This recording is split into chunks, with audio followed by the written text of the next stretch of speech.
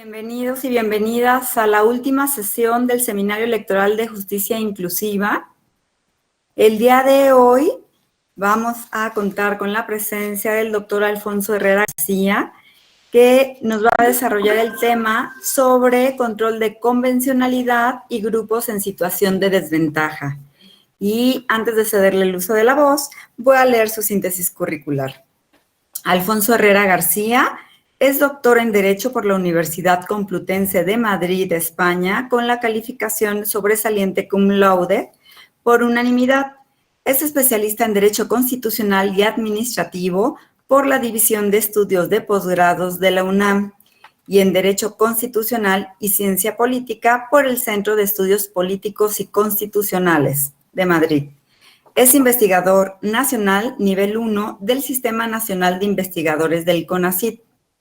Es integrante en representación de México del Grupo de Justicia Constitucional y Derechos Fundamentales del Programa Estado de Derecho para Latinoamérica de la Fundación Konrad Adenauer.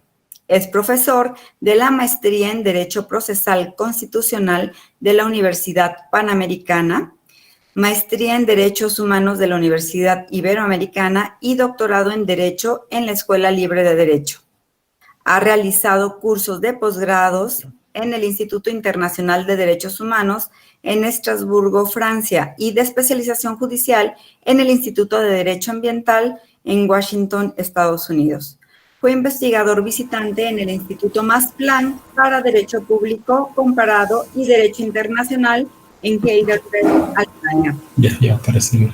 Ha colaborado por más de 10 años en el Poder Judicial de la Federación, en el cual, entre otros cargos, ha sido secretario de Estudio y Cuenta del Pleno y ambas salas de la Suprema Corte de Justicia de la Nación, secretario técnico de la Presidencia en el Consejo de la Judicatura Federal y secretario de Estudio y Cuenta en la Sala Superior y en la Sala Especializada del Tribunal Electoral del Poder Judicial de la Federación. También fue titular de la Unidad para los Procedimientos Especiales Sancionadores de esta sala, se desempeñó como profesor investigador 1 y actualmente es el jefe de la unidad académica de la Escuela Judicial de este tribunal. Es autor de decenas de artículos en obras y revistas especializadas publicadas en México, Argentina, Colombia, Costa Rica, Estados Unidos, Perú, España y Hungría. Sus más recientes libros son Elementos de Jurisdicción Constitucional, Nacional, Comparada y Supranacional, con Porrúa de 2017, Controversias Constitucionales y Acciones de Inconstitucionalidad, con Tirán Leblanc en 2017, y El Juicio de Amparo en el Centenario de la Constitución Mexicana de 1917, Pasado, Presente y Futuro, coordinado junto con el doctor Eduardo Ferrer Magregor por la UNAM y el Instituto de Investigaciones Jurídicas en 2017. Doctor Alfonso Herrera, muchísimas gracias y bueno, pues darle la más cordial bienvenida a nuestro jefe de unidad académica de la escuela. Adelante, por favor, Alfonso. Muchas gracias, doctora Rubalcaba. Muchas gracias por la invitación, por la asignación de este tema para este importante seminario. Gracias también al magistrado de la Mata por llevar a efecto este muy importante tema en formato además que obviamente nos ocupa en estos momentos y en estas contingencias difíciles, pero que pues evidentemente no nos deben detener a seguir pues, precisamente reflexionando sobre un tema como lo es la justicia inclusiva. Y en mi caso, me ha sido asignada la tarea de desarrollar las implicaciones que tiene este tema en directa relación con el llamado control de la convencionalidad.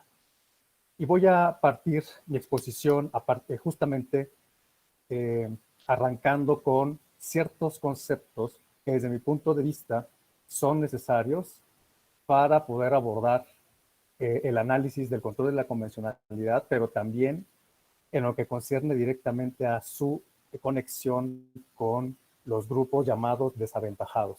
Me parece que esta aproximación es muy necesaria para poder precisamente abordar y explicar en sus justos términos lo que implica el control de la convencionalidad.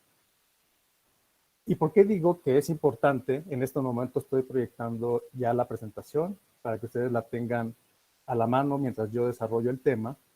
¿Por qué es importante empezar por el concepto? Porque el concepto del control de la convencionalidad ha sido objeto de diversas aproximaciones. En un primer momento, en el 2011, cuando se incorporó al sistema jurídico mexicano, hubo un gran entusiasmo en relación con el entendimiento del control de convencionalidad.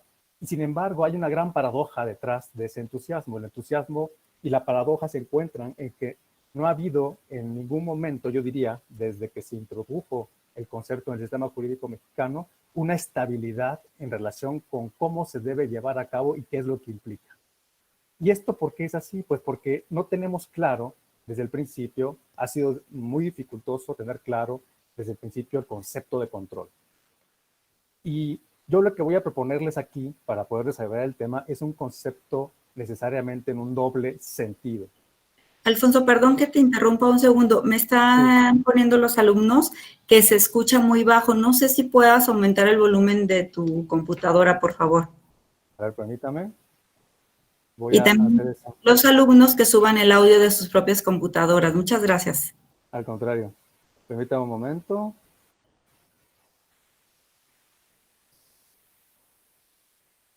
A ver.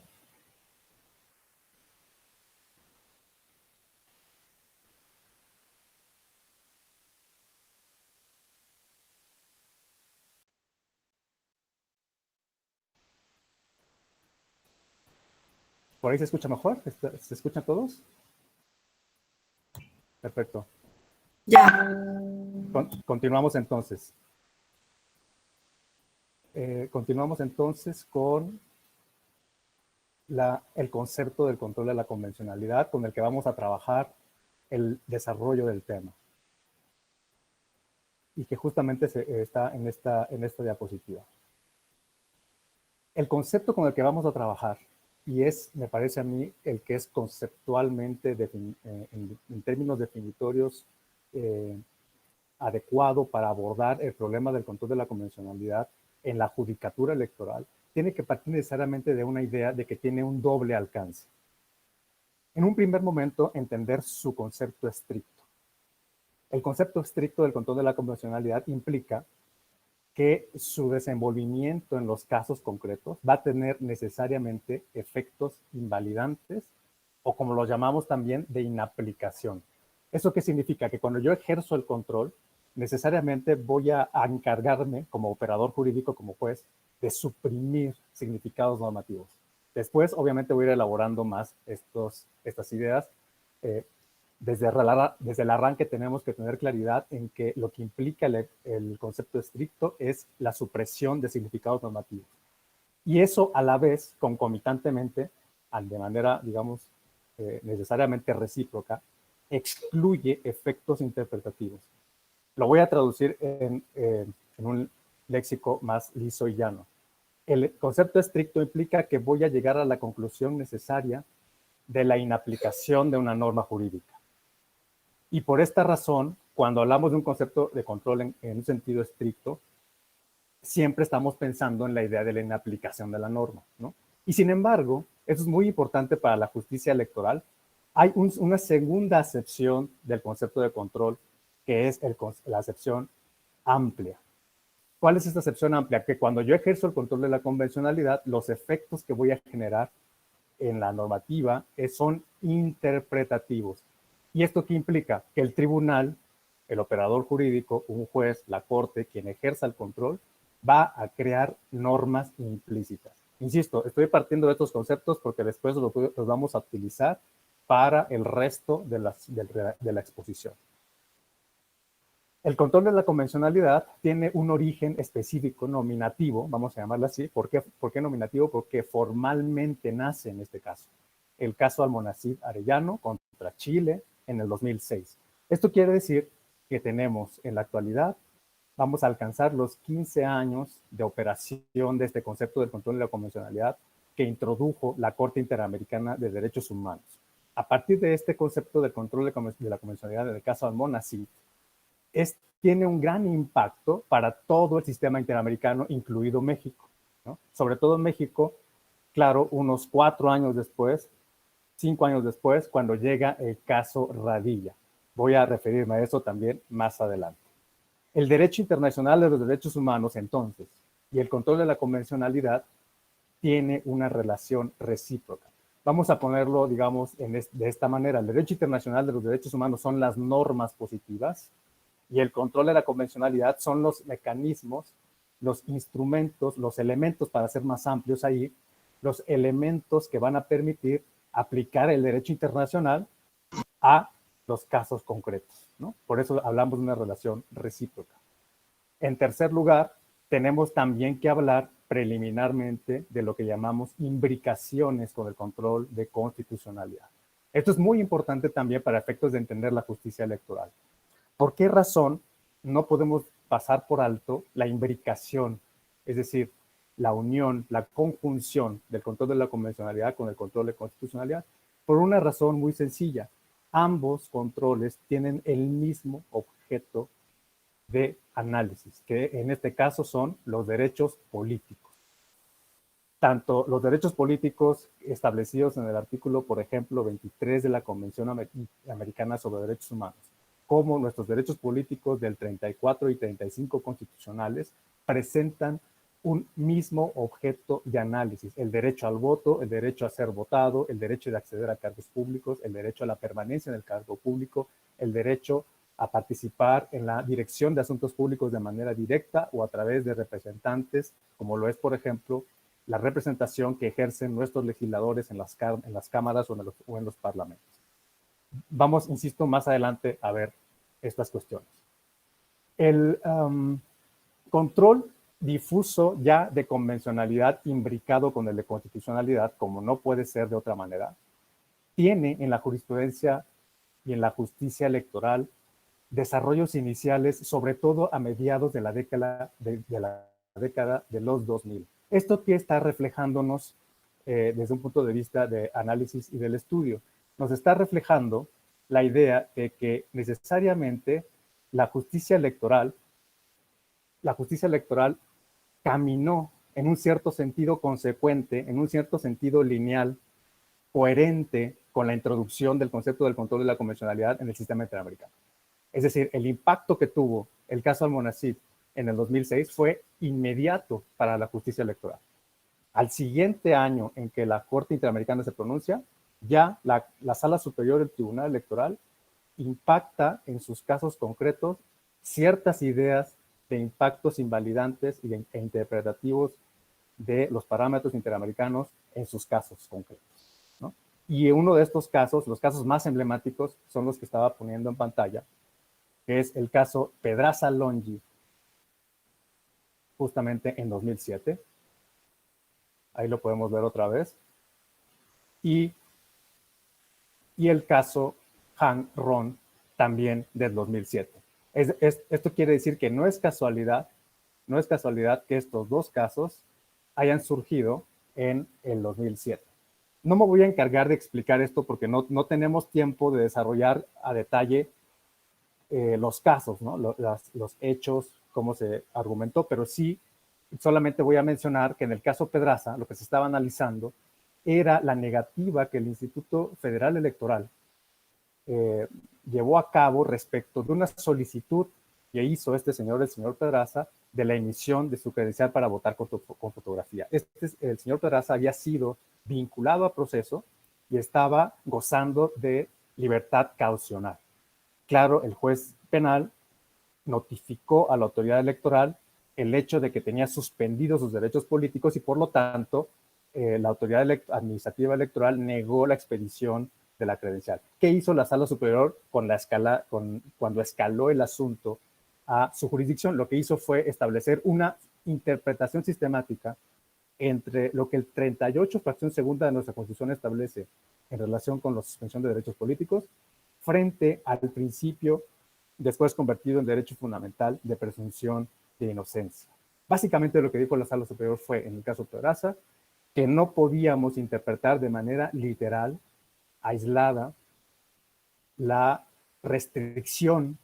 El artículo 38 habla de suspensión del derecho a votar por el solo hecho de que esta persona estuviese vinculada al proceso. Había que entender esta restricción a la luz de su derecho a la presunción de inocencia, considerando que no tenía una sentencia condenatoria, por supuesto definitiva, en contra que hubiera determinado su responsabilidad penal. Por lo tanto, la Sala Superior, vean cómo en un ejercicio claro de que hoy llamaríamos pro persona, ¿no? Fíjense, estamos en 2007, cuando no tenemos reforma todavía de los derechos humanos que surgió, se promulgó hasta el 2011. La Sala Superior, sin embargo, acudiendo a estándares interamericanos, acudiendo, por supuesto, a la interpretación sistemática de la Constitución, establece que había que expedirle la credencial, no había que restringir el derecho a ser votado del señor Pedraza, considerando que se debía presumir su inocencia en el caso concreto. Este caso, de acuerdo con una reciente tertulia que tuvimos con el magistrado Luna Ramos, presidente en su momento de la Sala Superior, es el primer caso en donde los magistrados se consideraron enfrente de un caso genuino de derechos humanos en la justicia electoral, ¿no? ¿Y por qué fue un caso genuino para ellos? Porque estaban por primera vez estableciendo un contenido directo de la Constitución que no necesariamente era compatible con un criterio de la Suprema Corte de Justicia de la Nación, ¿no? De ahí la importancia del caso Pedraza. El caso Hang Rong es similar. Lo que se decía en el caso Hang Rong, que es un caso que, como ustedes saben, se llevó a cabo en el estado de Baja California, era que se había reformado la Constitución local para establecer que las personas que fungieran como presidentes municipales o como un cargo municipal cualquiera, hablamos de regidores o hablamos de síndicos, de acuerdo con la norma constitucional que se había reformado, no podían participar en el proceso electivo para gobernador del estado. Vean cómo tenemos otra vez una tensión, 2007, reforma local versus derecho a ser votado, derecho a ser gobernador del estado. Lo que la Sala Superior tuvo que realizar como ejercicio interpretativo fue establecer que a la luz de la Convención Americana sobre Derechos Humanos, artículo 23, interpretaciones favorables del ejercicio de los derechos políticos y la minimización de las restricciones a las personas para participar en cargos electivos, la Sala Superior llega a la conclusión de que utilizando la convención era suficiente para interpretar sistemáticamente todo el material normativo y establecer que el señor Hang Rong debía inaplicarse la restricción que impedía ser candidato a gobernador y por lo tanto le concedió la Sala Superior el derecho, por supuesto, a través de sentencia y ordenando, por supuesto, a la autoridad electoral local a el inmediato registro de esta persona. ¿Cuál es el efecto que tuvo ese caso en 2007 frente al derecho local? Simple y sencillamente inaplicar una constitución local. Vean cómo estamos hablando de casos que hoy nos sonarían probablemente más sencillos de explicar, pero estamos hablando de la mitad de la década de los 2000, cuando, insisto, la Corte Interamericana, un año antes apenas, había introducido el control de la convencionalidad. Ya no digamos la Suprema Corte. La Suprema Corte utiliza por primera vez el concepto de control de la convencionalidad, como sabemos, hasta el expediente Varios 912/2010, el que emitió el 14 de julio del 2011. ¿No? Sigo adelante con la exposición. Estamos ahora solamente hablando del control de la convencionalidad. Ahora llegamos al tema que nos concierne, que es los grupos desaventajados. ¿Qué tiene que ver el control de la convencionalidad con derechos de grupos en situación de desventaja? Antes de eso, claro que el desarrollo progresivo que tuvo el control de la convencionalidad en nuestro ordenamiento tiene que tomar en cuenta estos tres casos que todos ustedes conocen, estoy seguro, muy bien. El caso Castañeda contra México, que es nada menos que el primer caso que la Corte Interamericana pronuncia en contra del Estado mexicano. Es decir, es la primera vez que, una vez reconocida la competencia de la Corte por parte de México en 1998, la Corte condena a México en un caso que además, por, digamos, azares del destino, es un caso electoral. Tampoco vamos a explicar el caso Castañeda, entre otras razones porque estoy seguro, insisto, que ustedes lo conocen bien, pero además porque no tenemos tiempo, vamos a llegar a los casos que nos interesan de grupos en situación de vulnerabilidad. Pero ¿por qué es tan relevante el caso Castañeda? Porque es la primera vez que la Corte aplica el control de convencionalidad en contra de México. ¿no? Por eso no podemos, por supuesto, dejarlo de tomar en cuenta. Tampoco podemos dejar de tomar en cuenta el sub JDC 132 del 2010. ¿Por qué? Porque en este caso, caso Pérez de Hacha, la Sala Superior, vean, otra vez se anticipa a la Suprema Corte. En el 2010, utiliza por primera vez en su sentencia, en alguna sentencia, la expresión formal de control de la convencionalidad. Claro, la Sala Superior no explica, no explaya, no desarrolla en qué consiste el control de la convencionalidad en el caso Pérez de Hacha, pero lo que sí ocurre en el caso Pérez de Hacha es que la Sala Superior adopta la expresión a partir justamente del impacto que le genera el caso Castañeda. El caso Castañeda, notificado para México, la Sala Superior, al tratarse de un caso análogo, el Pérez de Hacha lo que estaba discutiendo era justamente la posibilidad de participar como candidato independiente por parte del señor Pérez de Hacha como candidato independiente a la gubernatura del estado de Sinaloa. La Sala Superior lo que dice es, voy a replicar lo que dijo la Corte Interamericana en el caso Castañeda. No vamos a hacer otro ejercicio interpretativo o un ejercicio interpretativo distinto.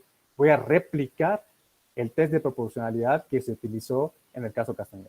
Y claro, lo que ocurrió ahí fue negar la posibilidad de que Pérez de Hacha fuera candidato independiente a la gobernatura del estado de Sinaloa, por las mismas razones por las cuales Castañeda tampoco se le concedió el derecho a ser candidato independiente, o reconocerle más bien ser candidato independiente a la presidencia de México en el 2006.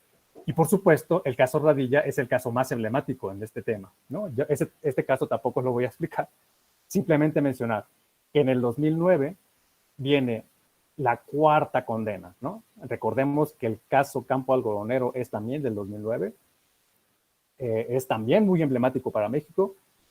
Para efectos de la transformación del sistema jurídico, Radilla es sin duda el caso, el leading case, como dicen los anglosajones, el caso más emblemático que tiene el sistema jurídico mexicano y que se impacta en el expediente Varios 912, diagonal 2010 de la Suprema Corte. Paso entonces ahora a explicar por qué razón, qué tiene que ver, qué relación tiene el control de la convencionalidad, y habíamos dicho que la imbricación con la constitucionalidad es necesaria y es imposible de escindir, con la tutela de derechos políticos de grupos desaventajados o en condición de vulnerabilidad. ¿Qué quiere decir que un grupo sea o tenga la condición, la característica de ser desaventajado en una sociedad democrática? Este concepto es muy importante para efectos de comprender por qué razones la justicia electoral se muestra con ciertas particularidades. Ya ustedes han visto durante toda la semana esas particularidades, estoy seguro, de la justicia inclusiva. ¿Por qué acudir al concepto de grupo desaventajado, o que no es lo mismo, pero está en una línea similar conceptualmente, grupo en situación o en condición de vulnerabilidad histórica o social? Es un concepto muy largo, por eso podemos simple y sencillamente aludir a una desventaja en las condiciones de desarrollo histórico y democrático de ciertos grupos, de ciertos sectores. Hay que decir que el grupo en situación de desventaja es aquel grupo social, sector de la comunidad en el sistema democrático que por estigmatizaciones, debido a obstáculos en su progresión social, debido a diferentes concepciones negativas lamentablemente arraigadas socialmente, se van a mostrar en una necesaria posición subordinada frente a los beneficios democráticos que se presentan en el sistema jurídico y en el sistema político. Por supuesto, el caso más emblemático, porque es el más importante, e incluso podemos discutir si se trata o no de un grupo en situación de vulnerabilidad por lo que implica, ¿no? Es el caso de las mujeres en la sociedad, ¿no? Sí podemos considerar que es el sector social de nuestra comunidad política que se encuentra en una situación de desventaja por el conjunto de estructuras, de instituciones, de estigmas, de incluso de cultura política, de cultura social, que ha impedido que se encuentren en las mismas condiciones de competencia y de disfrute de los derechos, por ejemplo, en lo que nos concierne en materia política. Por esta razón, las mujeres se han considerado ubicadas en ese punto, ¿no? De enfrentarnos a un sector de la sociedad que necesariamente no podemos abordar el análisis de la satisfacción y la tutela de los derechos políticos de las mujeres como si fuera, digamos, o hubiesen tenido históricamente las mismas condiciones que el sector de los hombres, ¿no? Por un conjunto de condiciones que, insisto, estoy seguro que ustedes han analizado a lo largo del seminario. Pero hay otros grupos, por supuesto, que la teoría de la inclusión toma en cuenta para considerarlos característicamente como grupos en situación de desventaja social, ¿no? Y por supuesto que ahí tenemos en un lugar destacado, lamentablemente, a los grupos y los pueblos y comunidades indígenas. Igualmente, la relegación, igualmente la falta de alcance del progreso político, del progreso social, del propio avance de la civilización democrática, no ha conseguido históricamente y no tuvo en sus inicios, por cierto, el objetivo de alcanzar que los grupos y las comunidades indígenas se involucraran en el desarrollo del sistema democrático. Por lo tanto, tendremos que considerar nuestro artículo 2 en la Constitución es un artículo que refleja perfectamente esta condición, ¿no? Nosotros sabemos los antecedentes del artículo 2 hasta que en el 2001 se consiguió la estructuración de todo un artículo que permite establecer un conjunto de medidas constitucionales para y que además establecen una distinción en los niveles de dinamización de cómo deben operar las instituciones frente a los grupos indígenas, a tal grado de que, por ejemplo, se habla de la propia autonomía de los grupos de los pueblos y las comunidades indígenas, en razón justamente de que se trata de un grupo en situación de desventaja, ¿no? Hay otros grupos que con el paso del tiempo se han identificado por la teoría democrática como grupos en situación de desventaja, ya ustedes también los han visto, ¿no? Y solamente hay que recordarlos, por supuesto, las personas que se encuentran en una situación de extranjería, que por lo tanto son un grupo minoritario que no necesariamente gozan de los derechos y de los beneficios democráticos que tiene toda la sociedad en su conjunto. Está también el conjunto de las personas que están en situación de reclusión, ya sea por sentencia o ya sea por prisiones preventivas, algunas de ellas muy largas, no, con problemas incluso, por supuesto, de entendimiento y de comprensión y distinción. La propia Constitución tiene problemas para entender eso en el artículo 38. Las personas que están privadas de su libertad por sospecha y las personas que están privadas de su libertad por ejecución de sentencia definitiva. Estas personas también, y sobre todo en la materia político-electoral, han sido relegadas del alcance de los derechos, prerrogativas, beneficios que pueden tener los derechos políticos. Hay otras más. Se considera como grupo en situación de desventaja también, aunque más bien entraría en el concepto de situación de vulnerabilidad, por lo que implica nuestra comunidad en nuestra sociedad, que es la comunidad de la niñez, los niños y las niñas y los adolescentes. Sobre todo la vulnerabilidad que presentan este grupo humano en la civilización contemporánea es la vulnerabilidad que pudiesen experimentar frente a las condiciones de la familia, pero no solamente, también en México hemos descubierto, ¿no? La jurisprudencia lo ha hecho, ustedes ya lo han visto seguramente, vulnerabilidades en sus derechos a la privacidad, a la imagen, a su intimidad, frente a la propaganda o a la comunicación política. Bueno, quise hacer ese recuento rápido, aunque sé que ustedes lo han visto, porque es a lo que me voy a referir a continuación. ¿Qué relación tiene el control de la convencionalidad con estos grupos? Y lo que hay que decir en primer lugar es que el derecho internacional no es indiferente a los grupos en situación de vulnerabilidad, sino por el contrario. El derecho internacional de los derechos humanos tiene una beta normativa trascendente en relación con los grupos que acabo de mencionar. Ahora, ¿cómo identificar a un grupo desaventajado? Normativamente hablando, nuestra Constitución establece en el artículo 1, párrafo 5, condiciones o cláusulas especiales de no discriminación. Podemos nosotros considerar que nuestra Constitución considera en su normativa, artículo 1, que las personas por situación de edad, de origen nacional, por sexo, por género, por condición social, por preferencia sexual, etcétera, son grupos que se encuentran en esta condición. Podemos hacer una equiparación legítima entre lo que normativamente podemos identificar como grupo en situación de desventaja, porque así lo ha señalado el Poder Reformador de la Constitución, frente a las condiciones que nosotros tenemos que operar cuando analizamos e interpretamos temas que tienen que ver con derechos de estos grupos. Estoy hablando aquí de cláusulas generales y especiales porque estos grupos tienen una doble condición de protección en nuestra Constitución y en la Convención Americana de Derechos Humanos también. Es decir, hay cláusulas generales de no discriminación que tenemos, de los que somos beneficiarios todos. No puede haber desigualdad en condiciones, por ejemplo, de acceso a cargos públicos. Esa cláusula general nos beneficia a todos los ciudadanos, pero además hay cláusulas especiales, ¿no? ¿Qué implica una cláusula especial? Que la Constitución establece de manera específica que ciertos grupos menos pueden padecer esa desigualdad y esa no discriminación, que son los que acabo de aludir en este momento. Por lo tanto, ¿qué es lo que normativamente exige la aproximación a cuestiones que tienen que ver con grupos en situación de desventaja? Exigen de los jueces un necesario escrutinio estricto de las medidas que inciden en la desigualdad. Este concepto es un concepto que viene de la jurisprudencia anglosajona, pero que la Suprema Corte de Justicia y también la Sala Superior ya han hecho suyo a la hora de resolver estos temas. ¿Qué implica el escrutinio estricto? Implica que el juez necesariamente escudriñe lo más profundamente posible en las medidas restrictivas, ¿no?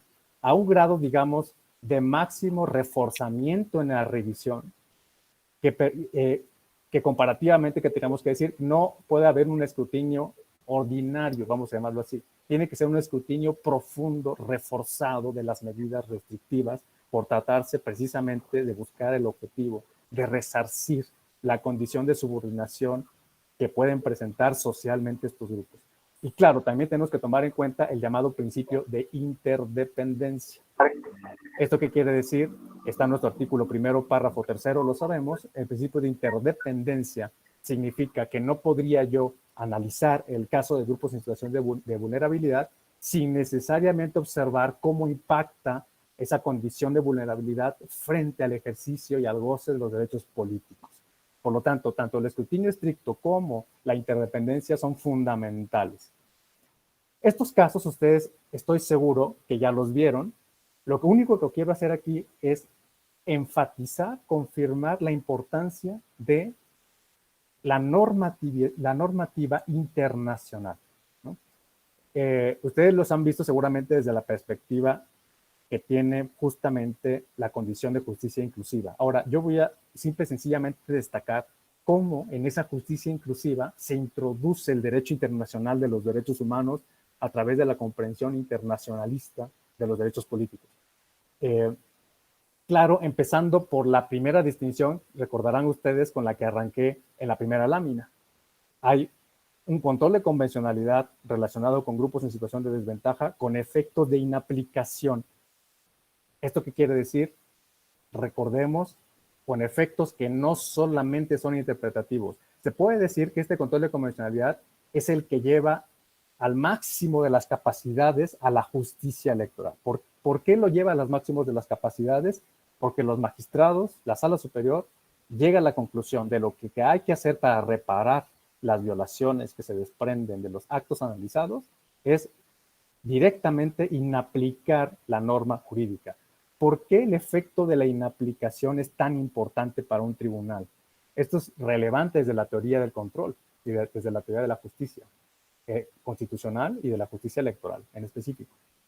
Es muy relevante porque lo que implica es que el tribunal agotó todos los medios, todas las herramientas interpretativas posibles y no pudo simple y sencillamente darle un contenido interpretativo, sino que tuvo que llegar a lo que le podemos llamar la última ratio de la justicia, que es declarar que no vale la norma jurídica. Vean la consecuencia de eso.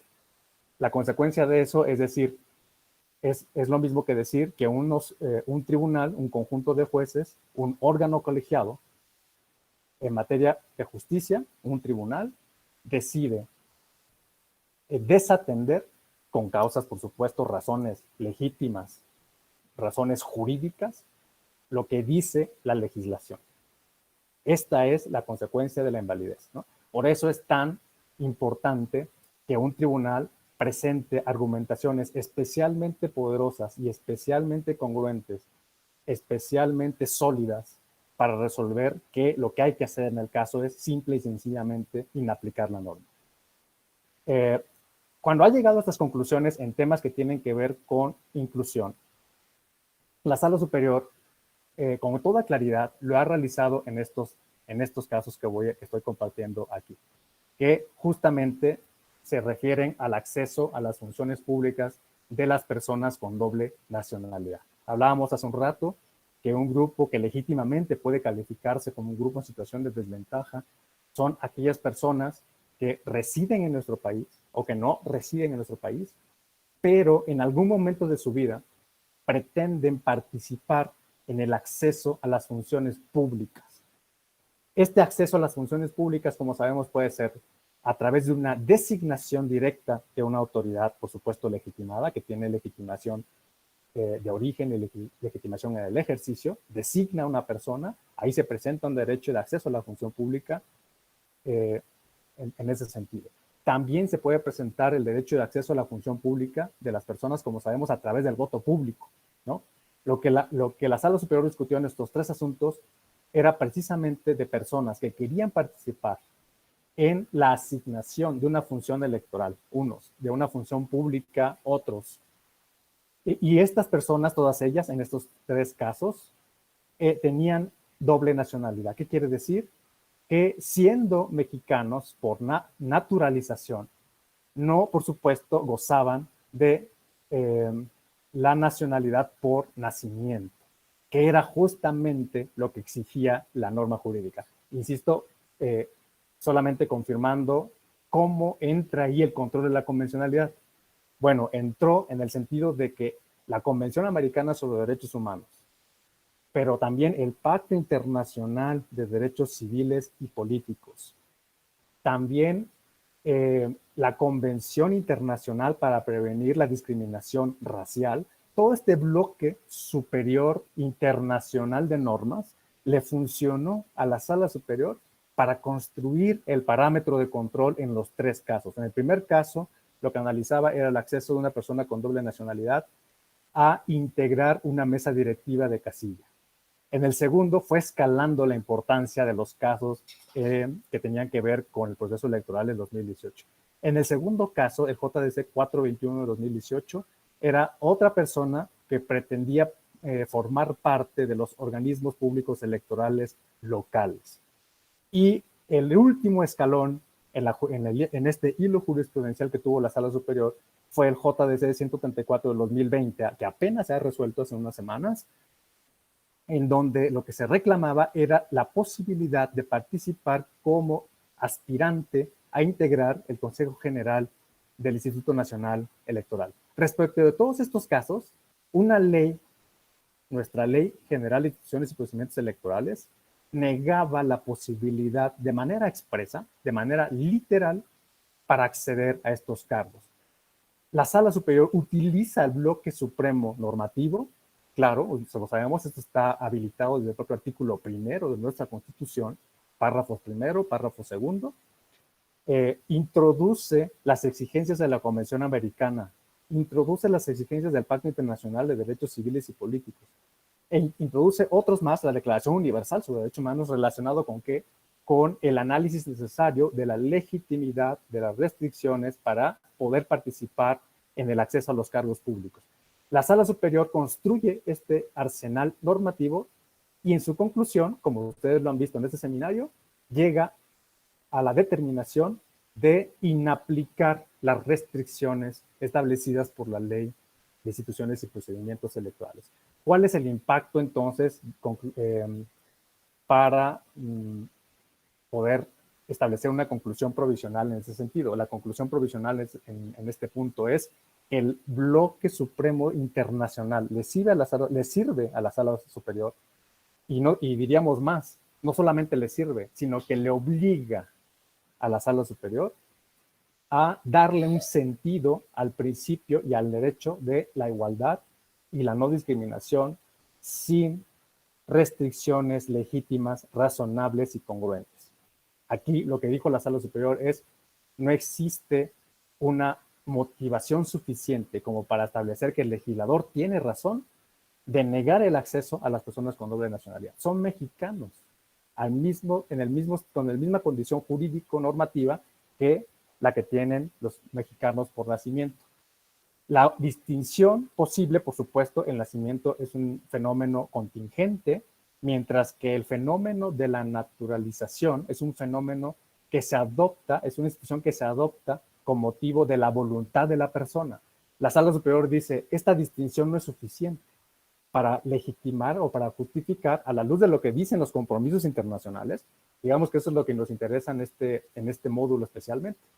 El compromiso internacional no me permite a mí justificar esa distinción, ¿no? Más adelante voy a hacer alusión, por supuesto, a otras, a las imposibilidades del derecho internacional en los derechos políticos, ¿no? Aquí la conclusión a la que llegó la Sala Superior es que sí tenía que tener un efecto necesario esos tratados internacionales en los casos concretos. Y claro, podemos discutir que esta decisión sea polémica, ¿no? Sobre todo porque sí quiero apuntar, antes de seguir, la complicación que existe en la caracterización de los derechos políticos en el sistema internacional, ¿no?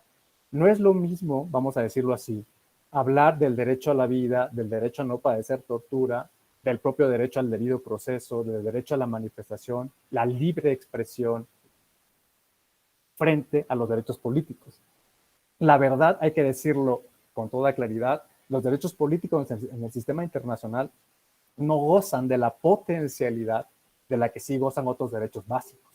¿Por qué podemos decir eso? Porque la Convención Americana sobre Derechos Humanos, por ejemplo, presenta a los derechos políticos facilitando lo que se llama en la teoría constitucional contemporánea y la teoría de los derechos humanos a nivel internacional, lo que se llama el margen nacional de apreciación. Es decir, lo que dice la Convención es, estados, por favor, tutelen los derechos de las personas de acceso al voto, tutelen los derechos de las personas a ser candidatos, sean cuidadosos en los requisitos de inegibilidad, sean razonables, etcétera. Pero cuando habla, por ejemplo, del tema de quién puede votar, y esto, insisto, quiero destacarlo, la Convención Americana sobre Derechos Humanos establece que solo lo pueden hacer los ciudadanos y las ciudadanas. Es decir, la propia convención es estricta en el reconocimiento de los titulares de los derechos políticos. No puede ser cualquier persona, eso es lo que quiero decir, ¿no? Sino que la convención exige ella misma, claro, recordemos que una convención es un pacto de compromisos entre los diversos países que integran un sistema. Estos países en el sistema interamericano acordaron que se iban a reconocer los derechos políticos, pero no a toda persona, sino, insisto, a los ciudadanos. Claro, ¿qué implica eso? Que para que yo pueda ejercer los derechos políticos, como lo hacen nuestras constituciones, el sistema internacional es coincidente con la restricción de que solamente pueden ser ciudadanos, ¿no? Para congraciarse un poco con esta restricción que establece la convención en el artículo 23 también nos dice, sin embargo, estados deben reconocer también, aparte de derechos, deben ser cuidadosos con las oportunidades en el ejercicio de los derechos políticos. Si bien no puedes darle los derechos políticos a todos, lo que sí tienes que hacer es ofrecer a través de tus sistemas jurídicos, por supuesto, a través de interpretaciones, la operación del derecho, la operación de las autoridades electorales, condiciones de facilitación del acceso de las personas, en este caso los ciudadanos, a los derechos de ejercicio en el ámbito político. Con esto quiero destacar que no nada más nos da derechos la convención, sino que lo que dice es, establece Estado las oportunidades, las facilidades que permitan de la mejor manera posible, de las maneras más razonables posibles, el acceso de las personas al ejercicio de los cargos públicos. Esto impacta, por supuesto, en la idea de los grupos desaventajados, ¿no? Está la convención tratando de convencer, más bien no de convencer, sino de exigir a los estados que deben establecer estructuras institucionales asequibles a la idea de los derechos políticos. Vamos a continuar con la exposición, volviendo a las diapositivas. para hablar de la segunda gran parte del control de la convencionalidad en relación con los grupos en desventaja. La primera parte era los efectos de inaplicación. Aquí vamos a hablar del segundo sector de asuntos que se muestran en la jurisprudencia con efectos. Más bien, aquí lo que quiero explicar es por qué razón, antes de pasar a este segundo grupo, perdón, por qué razón los efectos de la inaplicación en la justicia electoral se muestran como de leve intensidad. ¿Por qué razón? Hay tres razones fundamentales que quisiera explicar.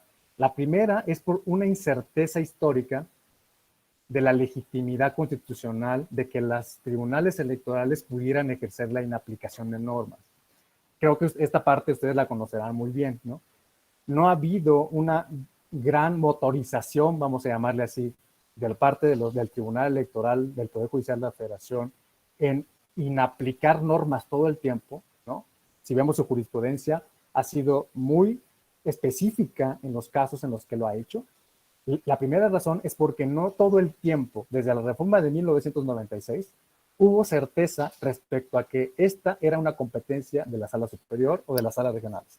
Como sabemos, en el 2002 hubo una interpretación de la Suprema Corte estableciendo que eso era imposible para las salas de la Tribunal Electoral del Poder Judicial de la Federación. Hubo una especie de boquete histórico entre el 2002 y el 2007, en donde el Tribunal Electoral del Poder Judicial de la Federación no podía inaplicar normas. Por lo tanto, esto sí provocó un impacto en la manera en que entendimos, desde el punto de vista electoral, la competencia para inaplicar normas. Ese es un primer factor. Segundo factor, que es para mí muy relevante, la operación de la interpretación sistemática y conforme en el control concreto. Mencionaba hace un rato, la invalidez es la última ratio. ¿Qué quiero decir con eso? Que yo debería llegar a la invalidez como tribunal o como juez solo, siempre y cuando, sí y solo sí, no hay ninguna otra forma interpretativa de resolver el caso. Como el derecho nos ofrece siempre, como condición general, un conjunto de respuestas que me permiten interpretar un caso, interpretar las normas antes de llegar a la inaplicación, claro que es lógico que el tribunal no tenga todo el tiempo la necesidad de inaplicar normas, ¿no? Su necesidad es de interpretar, de establecer interpretaciones sistemáticas, de establecer interpretaciones conformes, que además puede distinguir caso a caso, ¿no? Aquí se establece, quiero pensar, que en efecto pensemos en el último caso que vimos en relación con la doble nacionalidad. La Sala Superior puede decir, en efecto, en este caso hay una discriminación frente a las personas que quieren participar como aspirantes al Consejo General del INE. Muy bien, pero puede venir otro caso en donde una persona quiera ser presidente de la República y ahí tenemos una restricción constitucional expresa, en el sentido de que no pueden participar mexicanos que no sean nacidos en México, que no tengan una ciudadanía, una nacionalidad por origen o, digamos, de nacimiento. Entonces, lo que le permite a los tribunales electorales conceder y no conceder caso a caso es esta operación, una interpretación sistemática y conforme que puede tener una cierta conclusión bajo ciertas cuestiones y perspectivas fácticas en un caso, frente a otros en donde, por ejemplo, el caso del presidente de la República, en el ejemplo que acabo de poner, pues se trata de un cargo del máximo rango del poder público, que además exige una representación del Estado mexicano, que además es la máxima autoridad en el Poder Ejecutivo y que corporiza nada menos uno de los poderes supremos de la Unión. Esos argumentos, por ejemplo, pueden ser y deben ser relevantes a la hora de establecer una diferente aproximación a el caso concreto. Por supuesto, aquí lo que pesaría más en el ejemplo que acabo de poner es que hay una restricción constitucional literal. Por lo tanto, ahí yo no puedo, por supuesto, invalidar a la Constitución, ¿no? Eso es lo que quiero decir. La operación lógica de interpretación sistemática y conforme del caso concreto permite siempre resolver los casos concretos con ofreciendo interpretaciones que sean consecuentes con los hechos y con el material normativo que se tiene a la vista. Y finalmente, aquí hay un mito especial al que me quiero referir. existe el mito de que el control de convencionalidad es importante solamente cuando se inaplica la norma. Y aquí lo que quiero sostener es que no es así. Es un mito desde mi punto de vista. El control de la convencionalidad con sentidos interpretativos, como son los casos que vamos a ver a continuación, son de la misma importancia. ¿Por qué razón tienen la misma importancia? Porque en realidad, cuando el control de la convencionalidad significa una inaplicación de la norma, en efecto, se elimina ese entendimiento interpretativo. Como he dicho, ese entendimiento de la norma se elimina y se concede tal o cual derecho. Pero el efecto interpretativo es lo mismo, porque lo que hace un tribunal con el efecto interpretativo es establecer qué interpretación es válida y por lo tanto al mismo tiempo establece con esa resolución qué interpretaciones no son válidas. Por lo tanto, en realidad, si ustedes lo ven, como lo dice cierto sector de la teoría de la interpretación jurídica, pensemos por ejemplo en el caso de Guastini, nos diría la interpretación que se ofrece a través de un control de este tipo, el impacto que se tiene en el ordenamiento es el mismo porque estoy creando una norma implícita, ¿no? Entonces el control de la convencionalidad en un sentido interpretativo, que son los que vamos a ver en este momento, tienen exactamente desde mi punto de vista la misma importancia de que si yo invalido una norma, integro una norma implícita a través de una sentencia. Y aquí el tribunal tiene un gran bagaje de sentencias que tenemos que tomar en cuenta frente a grupos en situación de desventaja. Los casos históricos, sin lugar a dudas, son los casos en derechos indígenas, ¿no? Dos casos emblemáticos, hay muchísimos, yo diría que hay miles de casos en temas indígenas.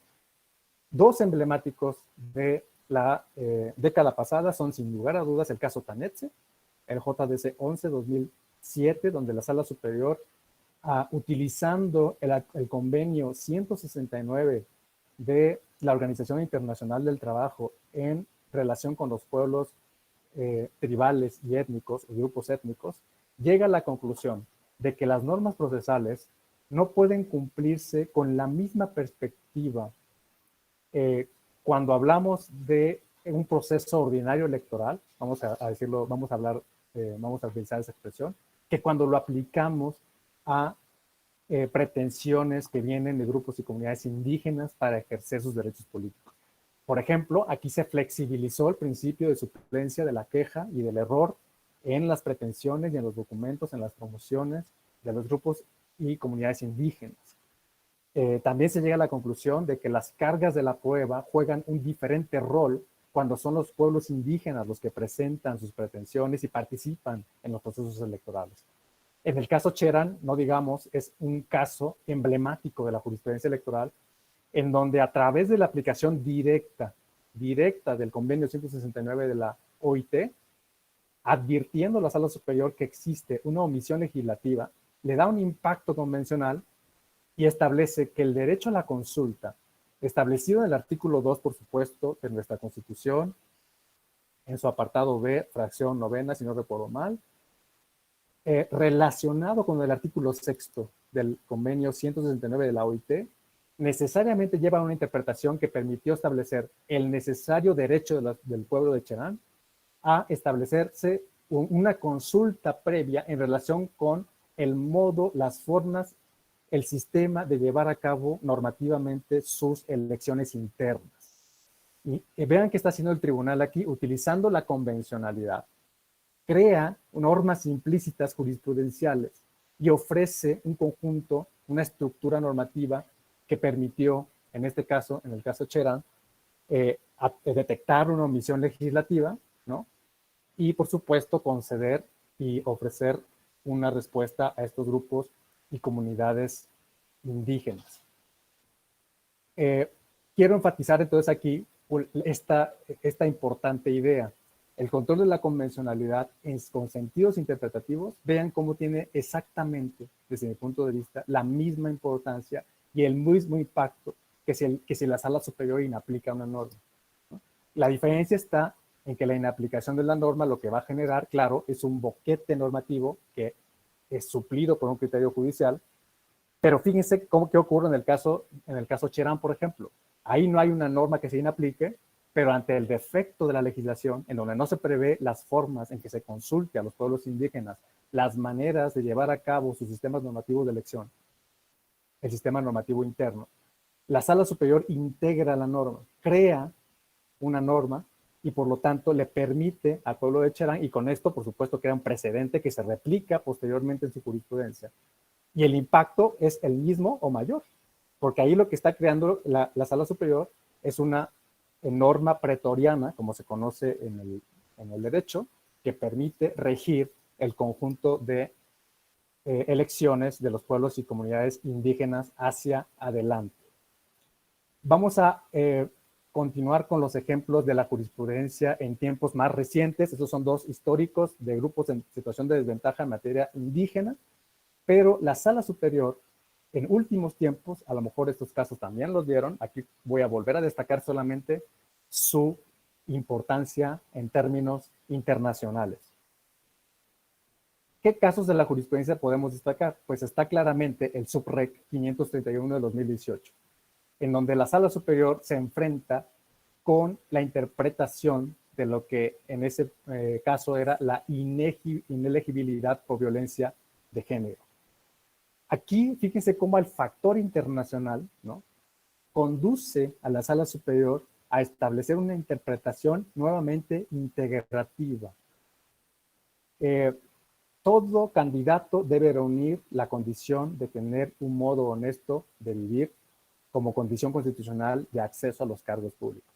En ningún momento, ni la Constitución, ni la legislación establece que ese modo honesto de vivir sea equiparable a lo que en nuestros tiempos se ha venido desarrollando como el concepto de violencia política de género. En ningún momento. Sin embargo, nuestra sala regional Jalapa elabora una sentencia que recomiendo muchísimo, ¿no?, muy innovadora, en donde construye argumentos en el sentido de que, en efecto, la propuesta de del partido que estaba promoviendo que se echara abajo digamos, la autorización, que se echara abajo el registro de los aspirantes, eran dos, conocen ustedes muy bien el caso, dos funcionarios municipales que querían reelegirse como funcionarios de la misma municipalidad. Al haberse acreditado en diversos procedimientos de responsabilidad que habían ejercido violencia política de género, el partido feminista, ¿no?, que era el promovente en ese asunto, propuso a las instancias jurisdiccionales que interpretaran integrativamente el modo honesto de vivir con la llamada violencia de género. La sala superior, cuando conduce este asunto en su sentencia, claro, ¿qué tiene que hacer? Trae a colación tanto la Convención Internacional para la Protección, para la erradicación de la violencia frente a las mujeres, como también la Convención Interamericana para sancionar, para prevenir y para erradicar la violencia de género. Vean cómo son dos normativas internacionales que el Estado mexicano se comprometió a cumplir frente a los dos sistemas, el sistema universal, por un lado, y el sistema interamericano por el otro, que forman un bloque internacional que además la Sala Superior conecta con la no discriminación, por supuesto lo conecta con la igualdad, y luego especialmente trae a colación el artículo 7º de la CEDAW.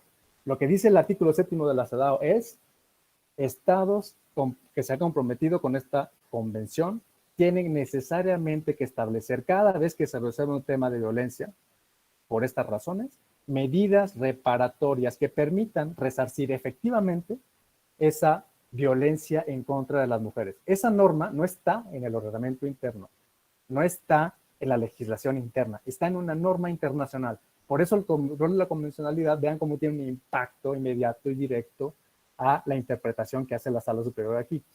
Y por lo tanto, ¿cuál fue la consecuencia? La consecuencia no solamente fue que en efecto la Sala Superior ratificara la falta de derecho de estas personas a participar para reelegirse en la contienda electoral, sino además la Sala Superior, tomando en cuenta este artículo internacional, establece necesariamente las medidas de reparación en un juicio, en este caso ciudadano, en un juicio para la protección de los derechos políticos electorales de los ciudadanos o de la ciudadanía. Vean cómo el impacto es directo.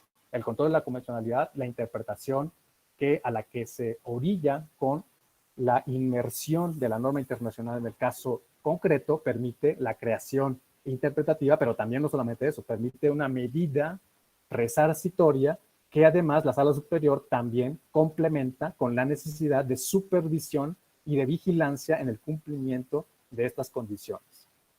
Un segundo ejemplo, que también tiene que ver con grupos en situación de vulnerabilidad, es el SUBREP 599 de 2018, que tiene un correlato en la jurisprudencia 5 del 2017 y que ya mencionaba, ahí la sala superior ratifica un conjunto de criterios que son ya muy amplios en su jurisprudencia relacionados con el derecho de las niñas, los niños, diríamos también adolescentes, a gozar de privacidad y a la propia imagen. ¿Qué tiene que ver aquí el control de la convencionalidad en sentido interpretativo? Que la sala superior confirma, ratifica, complementa su argumentación con lo que establece el artículo 3 de la Convención Internacional o Universal de los Derechos de los Niños.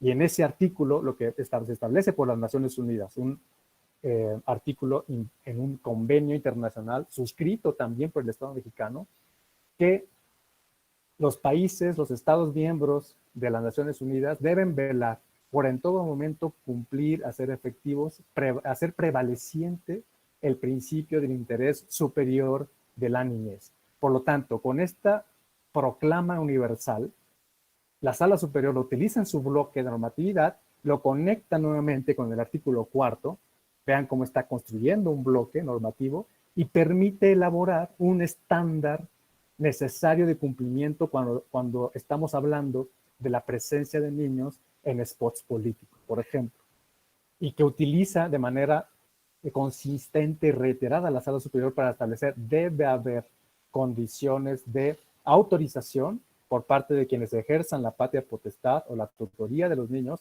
en relación con su presencia en spots políticos.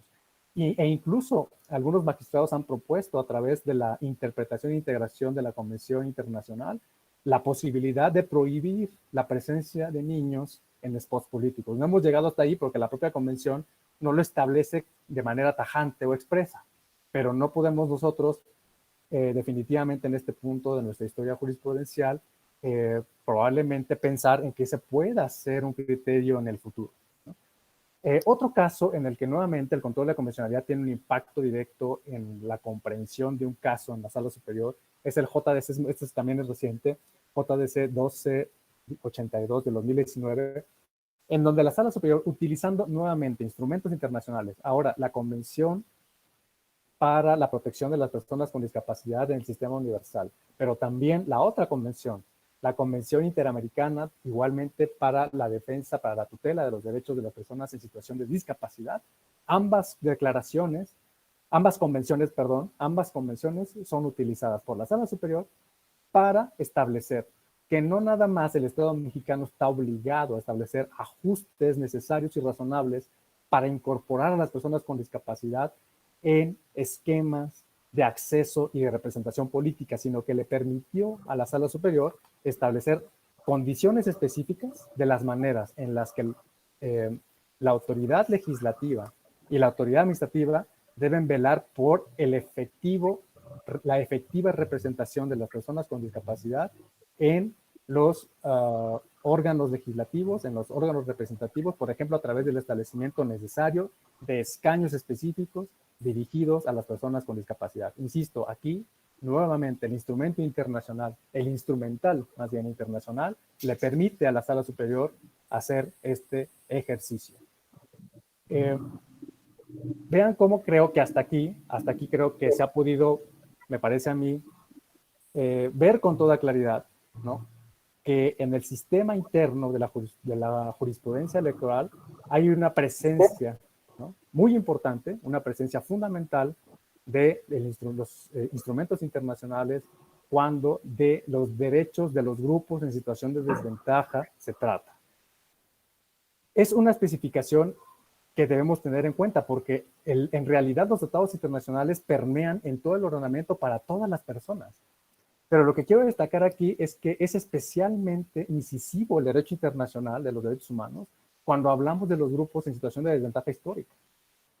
Porque, como acabo de mencionar hace un rato, permite al derecho internacional simple y sencillamente establecer un estándar obligatorio a los estados de que deben establecer, vamos a resumirlo de esta manera, ajustes, acciones positivas, razonables, diferenciadas, que no implican, y este aspecto me parece especialmente relevante, que no implican una discriminación positiva. ¿Qué quiere decir que no implican una discriminación positiva? Que los diferentes niveles de operación, de dinamización, de protección de los grupos en situación de vulnerabilidad no tiene por qué implicar discriminación a otros. Pensemos otra vez en los ajustes razonables de las personas con discapacidad.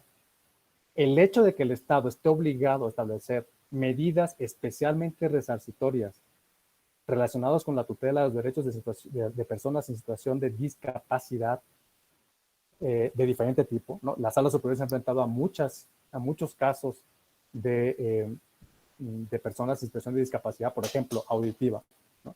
El hecho de que yo establezca ajustes como Estado que beneficien exclusivamente al grupo en situación de desventaja, lo que nos dice el derecho internacional es, eso no tiene por qué implicar una desigualdad frente a otros. Lo que ocurre es que esa desigualdad es una desigualdad legítima.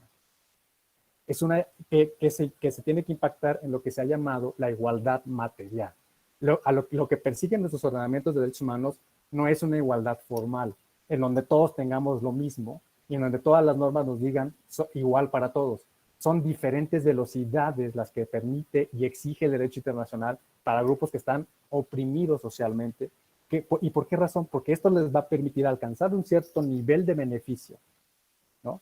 Que en algún punto histórico nos permita hablar de una verdadera igualdad material, ¿no? Esa es la razón por la cual la Sala Superior ha sido muy consciente de esto y poco a poco ha ido construyendo en las sentencias, por supuesto, este conjunto de criterios que hemos visto.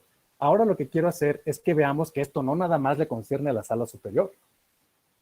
Por supuesto que la Corte Interamericana de Derechos Humanos también ha sido partícipe, por supuesto, de manera concreta en unos casos en donde también ha llegado a la conclusión de que su control de convencionalidad genuino, que es el control de convencionalidad que ejerce ya la Corte Interamericana en su propio sistema interamericano, le ha permitido apuntalar igualmente este tipo de criterios beneficiosos a grupos en desventaja. Y aquí apunté 3 casos, 2 de ellos concediendo el derecho y uno de ellos no concediendo el derecho. Me interesó también que nosotros veamos cómo la Corte Interamericana no es que siempre tenga que conceder todo, ¿no? En el caso de México, el caso Castañeda es muy representativo de eso, le da la mitad de la razón, la otra mitad de la razón se la da al Estado. Lo mismo ocurre en el caso Argüelles, por ejemplo.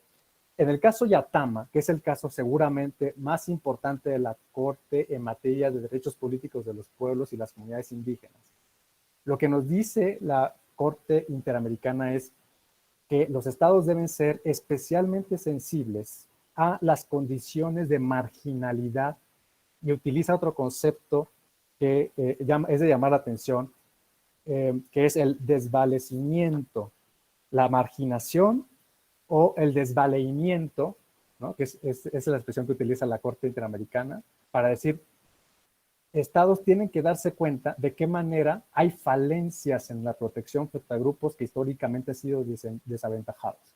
Y en el caso de Yatama, lo hace frente a los pueblos indígenas.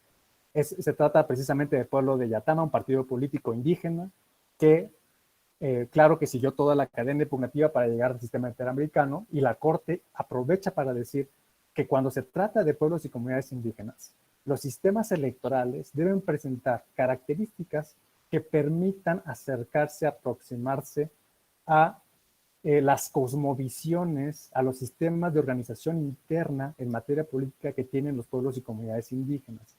Vean cómo este caso está encontrándose en el mismo nivel temporal que aquellos casos que mencioné que tuvo la Sala Superior a mediados de la década de los 2000, como es el caso Tanetsi y el caso Cherán, que fue posterior al caso Cherán. Hay otros casos de inicios de la década de los 2000 que la Sala Superior también se involucró, se aproximó a esta concepción que tuvo la Corte Interamericana en el caso Yatama en el año 2000-2001. 2001 en adelante, 2001-2002, como consecuencia justamente de la reforma al artículo 2 de la Constitución mexicana en el 2001, ¿no? Básicamente lo que nos dice Yatama es, tienes que establecer procedimientos que sean rigurosos en las especificaciones de aquellas condiciones que permitan a los partidos políticos indígenas participar en las elecciones municipales. También tienes que prever como Estado, Nicaragua, qué actuaciones puede llevar a cabo el Consejo Supremo Electoral frente a estas cuestiones. Lo que establecía la ley era muy ambiguo, era impreciso, no era contundente en relación con cómo debían actuar las autoridades electorales frente a las carencias legislativas que se presentaban en el acceso al poder político por parte de los pueblos indígenas. La Corte Interamericana condena eso también.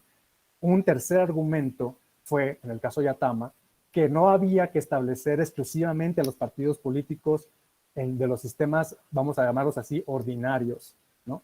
De los sistemas democráticos en un sentido liberal, como las únicas vías a través de las cuales se puede participar en una elección, ¿no?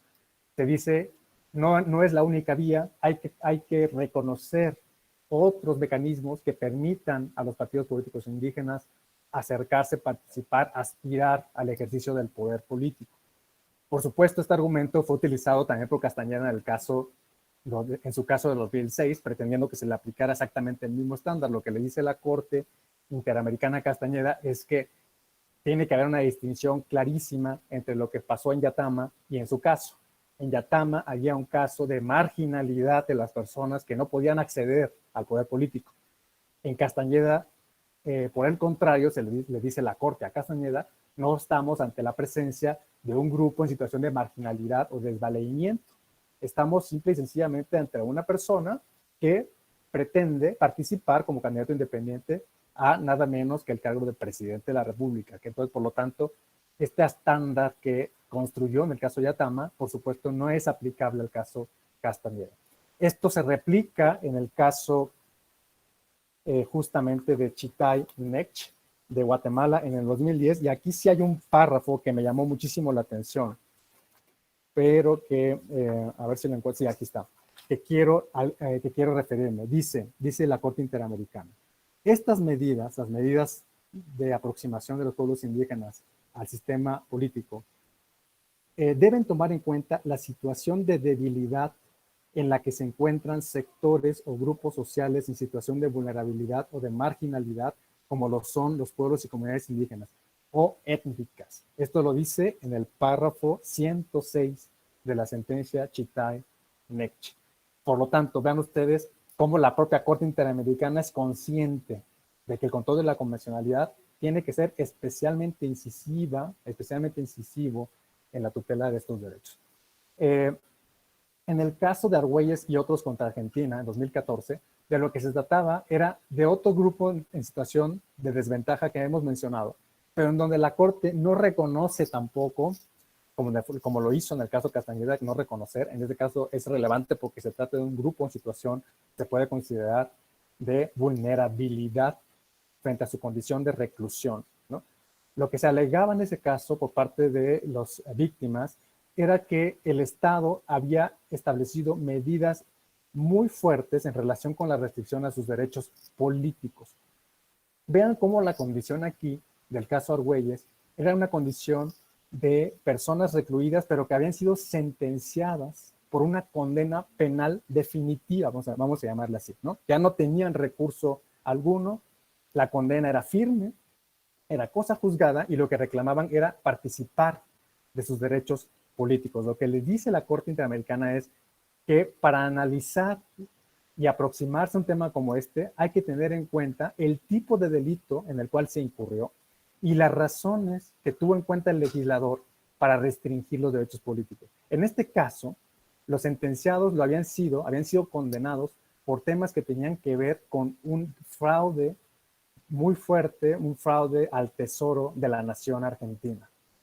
Y por supuesto que este tipo de restricción establecida por el legislador por delitos que tenían que ver con daños a los dineros públicos, ¿no? Permitían justificar, dice la Corte Interamericana, al legislador la imposibilidad que la legislación establecía para que estas personas pudiesen participar como, incluso con sus derechos con su derecho a votar o de ser votado. Sobre todo la Corte Interamericana toma en cuenta que la norma penal establecía una excepción.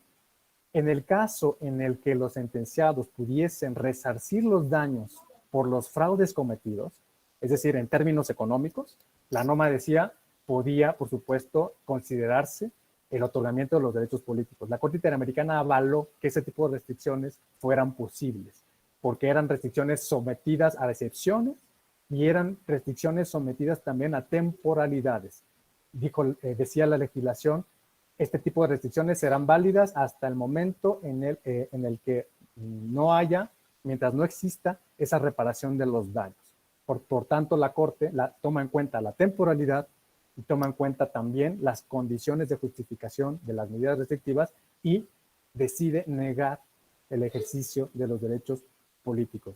Insisto, es de llamar la atención por las particularidades que tuvo este caso. Y finalmente, el caso de la señora San Miguel Sosa y otras contra Venezuela es muy relevante también. Primero, porque estamos hablando probablemente de una doble condición de vulnerabilidad de las víctimas. En este caso, eran mujeres que formaban parte del aparato burocrático del Estado, eso por un lado, y en segundo lugar, eran mujeres que pertenecían a grupos de la disidencia política frente al régimen del presidente Chávez. Vean cómo tenemos este escalonamiento de vulnerabilidades, ¿no?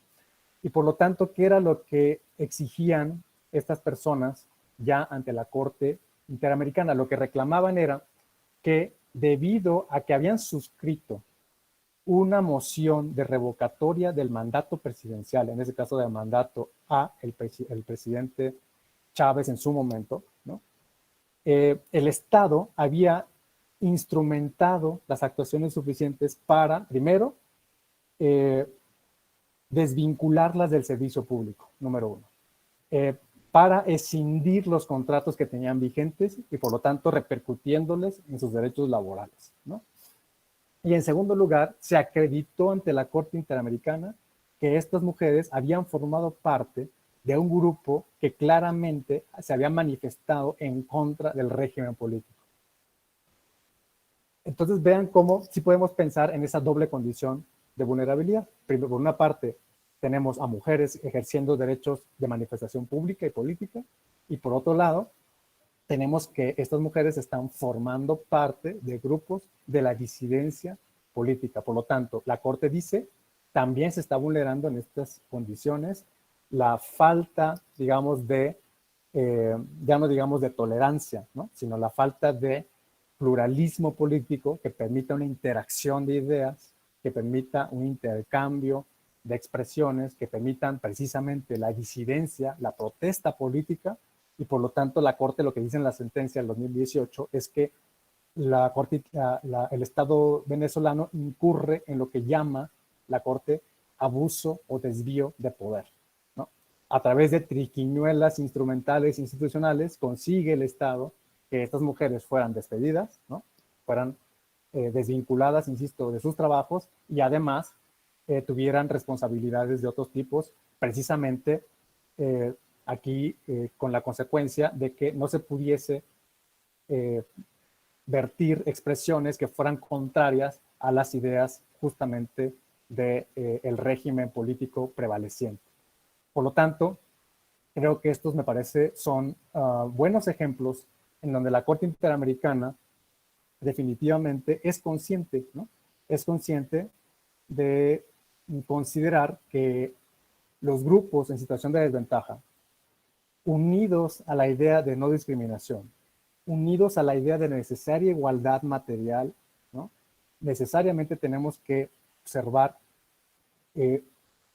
instrumentos de interpretación que permitan hacerle frente a estas condiciones de vulnerabilidad y que finalmente sí impidan una violación a sus derechos, no nada más, insisto, desde el punto de vista del incumplimiento de las normas que rigen la actuación de las autoridades, sino en el cumplimiento de las acciones positivas, las acciones de ajuste que deben llevar a cabo en el ámbito legislativo, en el ámbito administrativo, en el ámbito gubernativo, incluso yo diría, por supuesto, también en el ámbito judicial, para poder estar en condiciones de establecer que existe una tutela efectiva de estos derechos. Pues yo me quedaría por ahí para justamente pasar, no sé si nuestra moderadora, la directora Rubalcaba, si así lo determina, podamos pasar a un conjunto de preguntas y respuestas con todo gusto. Muchísimas gracias, Alfonso. Excelente tu conferencia. Y sí, ya tenemos la solicitud de una primer pregunta. Ramón Hernández quiere hacerla, entonces le pido, por favor, que abra su micrófono. Adelante, Ramón. Muchas gracias, doctora Gaby. Felicidades por la excelente moderación y muchas felicidades, mi querido doctor Alfonso, mi querido Poncho. Excelente disertación. La verdad es que fuiste muy ilustrativo y muy claro. Y quisiera hacerte un par de preguntas respecto del tema de la convencionalidad y también el control constitucional de los grupos vulnerados o de los grupos minoritarios. Precisamente el día de ayer platicábamos sobre el tema indígena que tú bien retomaste hace un momento, en el cual pues existe un fenómeno que es muy penoso, en el cual las autoridades administrativas, las que sean, no garantizan en un 100% los derechos de las comunidades indígenas y hemos pasado tradicionalmente a punta de sentencia a estar reconociendo esos derechos de las comunidades. Y bien lo ilustraste tú hace rato con diversas resoluciones. Por otro lado, también está el tema de la mujer, el tema de los derechos de las mujeres. Me voy a concretar a los derechos políticos electorales, en los cuales, bueno, pues ya han habido reformas constitucionales, ya han habido grandes avances, pero a final de cuentas nadie les dice a las mujeres cómo ejercitar sus derechos, nadie les facilita ese camino empedrado para que puedan transitar a exigir sus propios derechos. Y mi pregunta concreta es la siguiente. Los efectos de las resoluciones de los órganos jurisdiccionales que bien tuviste a decir la Corte Interamericana y también distintos órganos jurisdiccionales han hecho un avance importante en la declaratoria de los derechos de los grupos minoritarios, de los grupos vulnerados, pero en muchas ocasiones se queda como letra muerta.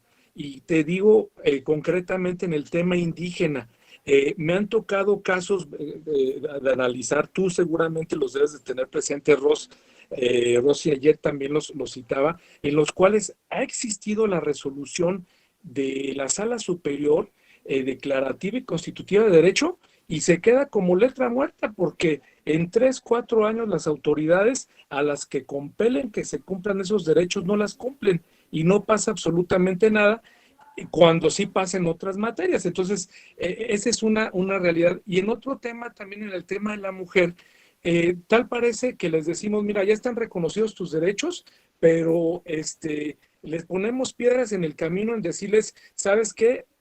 No cumple los requisitos tu queja o tu demanda porque no está cumpliendo con determinados requisitos procesales y ahí sí no les aplicamos determinados principios procesales como es el caso concreto de la suplencia de la queja que creo que estamos obligados a aplicarles ahí. Entonces, ¿qué elementos tú incorporarías para realmente hacer efectivo en el tema indígena que las autoridades tengan consecuencias cuando no cumplen los mandatos del órgano jurisdiccional? Y en el caso de las mujeres, para allanarles la brecha o que tengan más facilidad en el ejercicio de sus derechos y que tengamos la obligación las autoridades o tengan la obligación las autoridades de también aplicar una suplencia de la queja en este caso. Y muchas gracias y felicidades nuevamente por tu exposición. Muchas gracias, Ramón. La verdad es que planteas un tema complejísimo, ¿no? Y que tiene que ver, porque además de que es complejo en la respuesta jurídica, tiene una complejidad multidimensional, ¿no? Y que tiene que ver, yo diría, lamentablemente, con una cultura del Estado de Derecho, con una cultura jurídica, una cultura democrática, ¿no? Comentándolo, ¿y por qué lo comento? Porque comentándolo, este tipo de problemas que tenemos en México de falta de ejecución de sentencias, de cumplimiento efectivo de las medidas judiciales establecidas en sentencia, en resoluciones, comentándolo con otros profesores de otros países, ellos se sorprenden porque dicen, es que no concebimos en nuestra cultura, en nuestro sistema, en nuestro día a día institucional, que se incumpla una sentencia de un tribunal, ¿no? Claro, nos lo dicen los profesores alemanes, nos lo dicen profesores europeos, pero este padecimiento es un padecimiento probablemente que México comparte con las culturas jurídicas latinoamericanas, que es nuestra falta, digamos, de concepción en el entendimiento de que si no tenemos unas medidas especialmente fuertes en la exigencia y en la obligación, y hasta diríamos policiales de cumplimiento, ¿no? Yo simplemente no voy a atender las medidas establecidas. Y estoy pensando ahora en este momento, por ejemplo, en las medidas que se están estableciendo como meras recomendaciones para la contingencia epidémica, ¿no? Creo que es un buen reflejo de eso. Muchos la gente, muchas de las personas no creen todavía, salen de sus casas, se van a otros. ¿Por qué? Porque no hay una concepción de cumplimiento con la regla, con el Estado de Derecho, ¿no? Ahora, dicho eso, ¿qué remedios, no? Y la Corte, digo, yo tendría que acudir al ejemplo al que ha tenido que acudir la Suprema Corte de Justicia de la Nación, ¿no? La Suprema Corte de Justicia de la Nación por décadas tuvo un problema serio de aglutinamiento de expedientes por ejecución de sentencias de amparo, ¿no? Y hasta el punto en el que recientemente, hace 5 años, 5 años, el Pleno se animó a interpretar de distinta manera la forma en que debían las autoridades responsables de hacer cumplir esas sentencias, tomando un caso diciendo vamos a consignar a esta persona por desacato judicial, ¿no? Notificamos al juez federal en materia de procesos penales federales para que le finque responsabilidad a este gobernador. No llegó hasta ahí, fue un delegado en la Ciudad de México, fue un presidente municipal, por desacato, es decir, un tipo penal de desacato. ¿Y qué implica el tipo penal de desacato? No solamente seguir un proceso por responsabilidad penal, sino la posibilidad del uso de la fuerza pública para hacer cumplir la resolución, ¿no? Entonces la verdad es que en los puntos en los que nos encontramos frente a temas sensibles como es el tema de discriminación, el tema tan grave de violencia, ¿no? Creo que una posible solución lamentablemente tendría que ser una solución no solamente pedagógica de las autoridades, ¿no? Sino ya ir a un escalón más adelante, pasar de la pedagogía a la forzosa ejecución y probablemente ya pensar en una política pública de Estado en donde existan. Por supuesto, para eso necesitamos una transformación del sistema en un sentido de cuerpos de policía capacitados, sensibilizados, informados, instrumentados en temas de estos, ¿no? Y pudiesen incluso probablemente tener diferentes niveles de exigencia de responsabilidad frente a incumplimientos de este tipo, ¿no? Pero que sí son incumplimientos que podemos llamar estructurales, es decir, que no es nada más resarcir el daño por violaciones a derechos a una persona específica, sino que se trata ya de daños, ¿no? Que de manera sistemática, reiterada, estructural, los tribunales han señalado. A mí se me ocurre en este momento, digo, estoy ahora experimentando porque no conozco un sistema distinto que permita ir por ahí. Creo que el sistema mexicano en temas de amparo es uno de los más, digamos, frontales frente a la inejecución. Esto lo platicamos también con profesores extranjeros y se sorprenden también de que lo tengamos en norma, la posibilidad de llevar a la autoridad y ponerlo en un proceso penal, ¿no? Eso tampoco es normal, pero tampoco nos alcanza, ¿no? Tampoco nos alcanza. Entonces yo sí pensaría en cuerpos del Estado que ya a través de la advertencia, la certificación de la problema estructural que se ha padecido, ¿no? Simple sencillamente tengan diferentes potestades que permitan el cumplimiento realmente forzoso de estas medidas, ¿no? Claro, estamos simplemente haciendo un ejercicio, pero que tendría que tener, por supuesto, una estructuración lógica, sistemática adecuada. Muchas gracias, Ramón. Excelente. Ahora hay una pregunta de María de Lourdes Ruiz Baltazar, que dice, de acuerdo a su visión, ¿los soples pueden realizar control de convencionalidad en ambos efectos, es decir, de interpretación y también de inaplicación? Ese es un tema recurrente en la Escuela Judicial Electoral, en las capacitaciones, en los cursos. Y la respuesta yo creo que está en la naturaleza de las funciones que tienen los poderes públicos y en las limitaciones a las competencias de las autoridades. Claro en directa relación con la efectividad de los derechos. La autoridad administrativa nunca podría ejercer un control que le permitiera llegar al punto de inaplicación de normas. Y esto tiene, digamos, una explicación teórica muy larga en ciertas posiciones teóricas, ¿no? La explicación se encuentra en que el principio de legalidad es un principio también estructural del sistema jurídico, y que significa que todas las autoridades deben hacer cumplir la ley. Justamente lo que estamos más o menos hablando con Ramón hace un rato. La cultura de la legalidad implica que las autoridades cumplan la ley. La autoridad administrativa no podía estar facultada para prescindir del principio de legalidad, ¿no?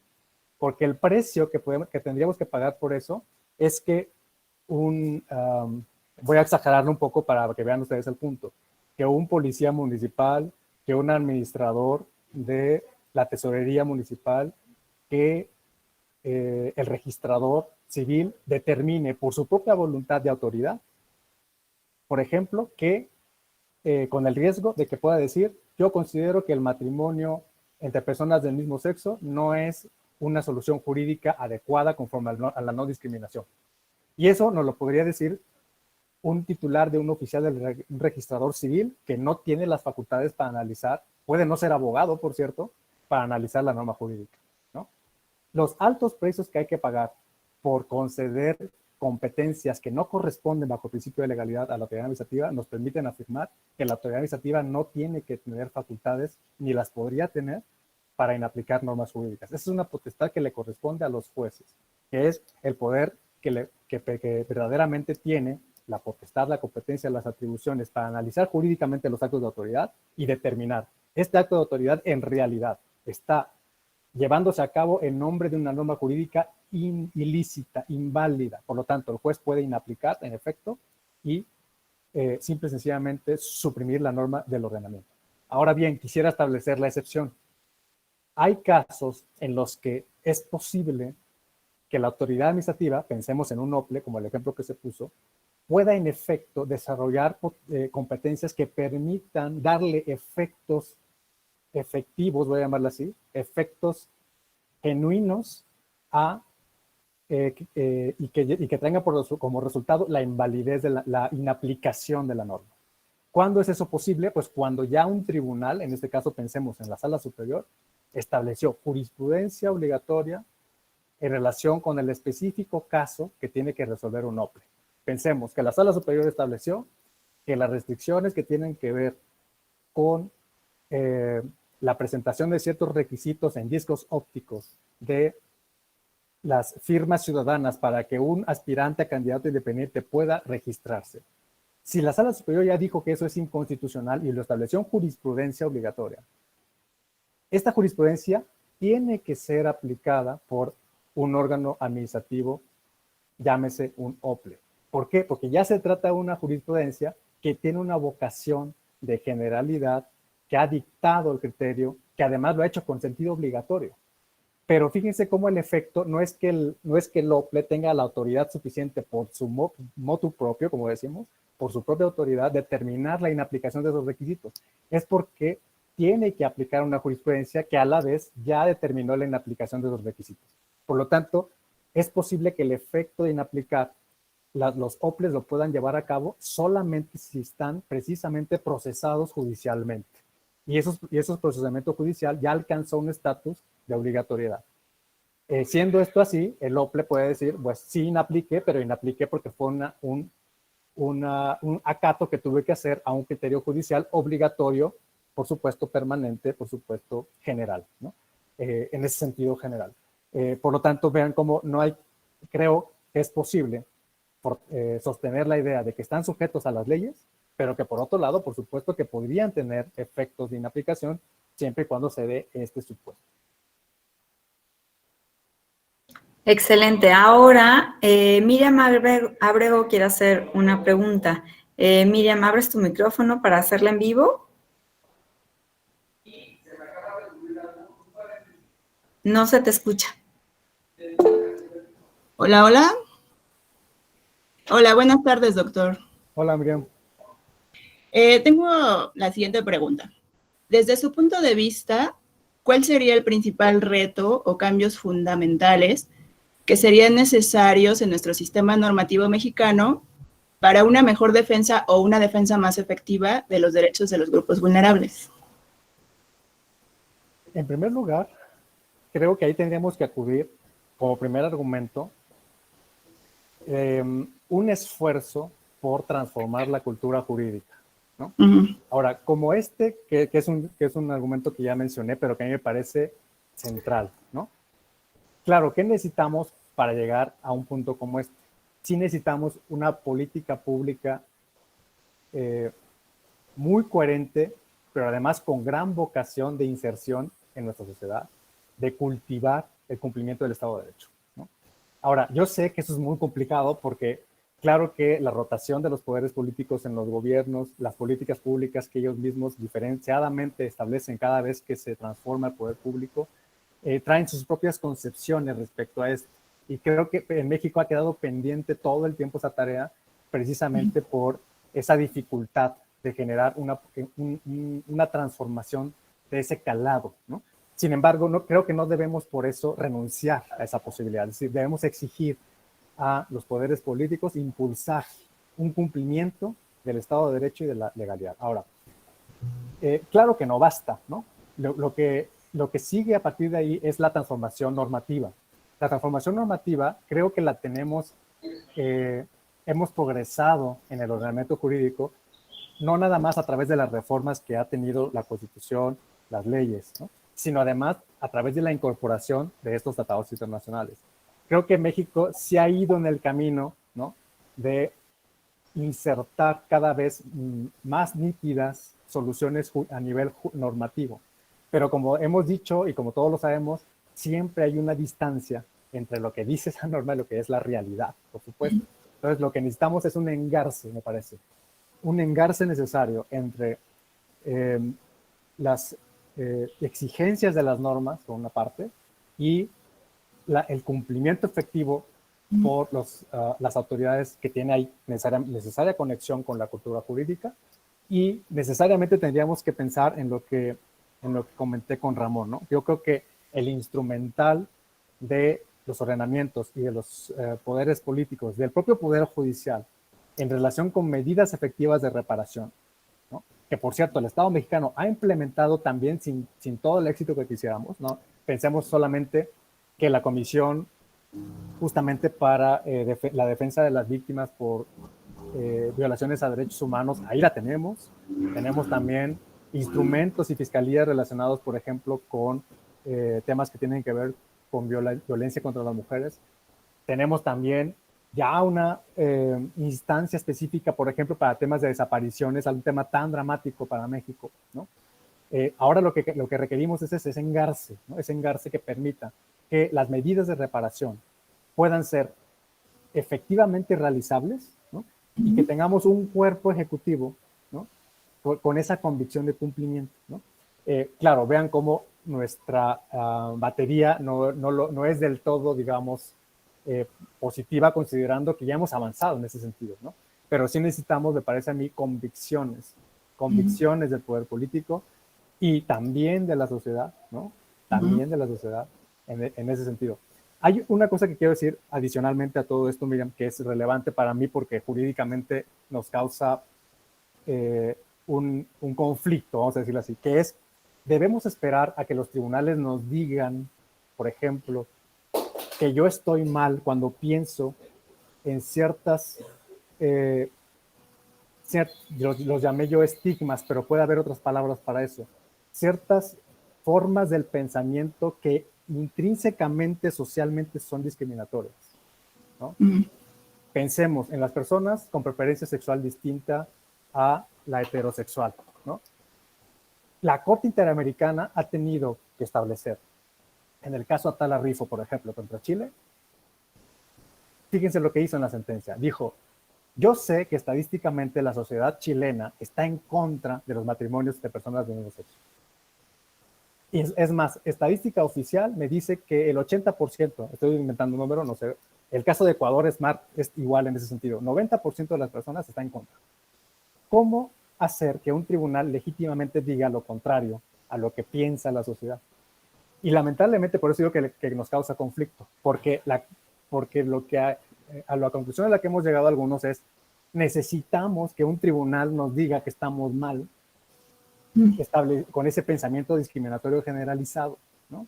Pero ¿por qué tiene que ser así? No tendría que ser así. La legitimidad democrática de las decisiones tiene que venir de la sociedad misma, ¿no?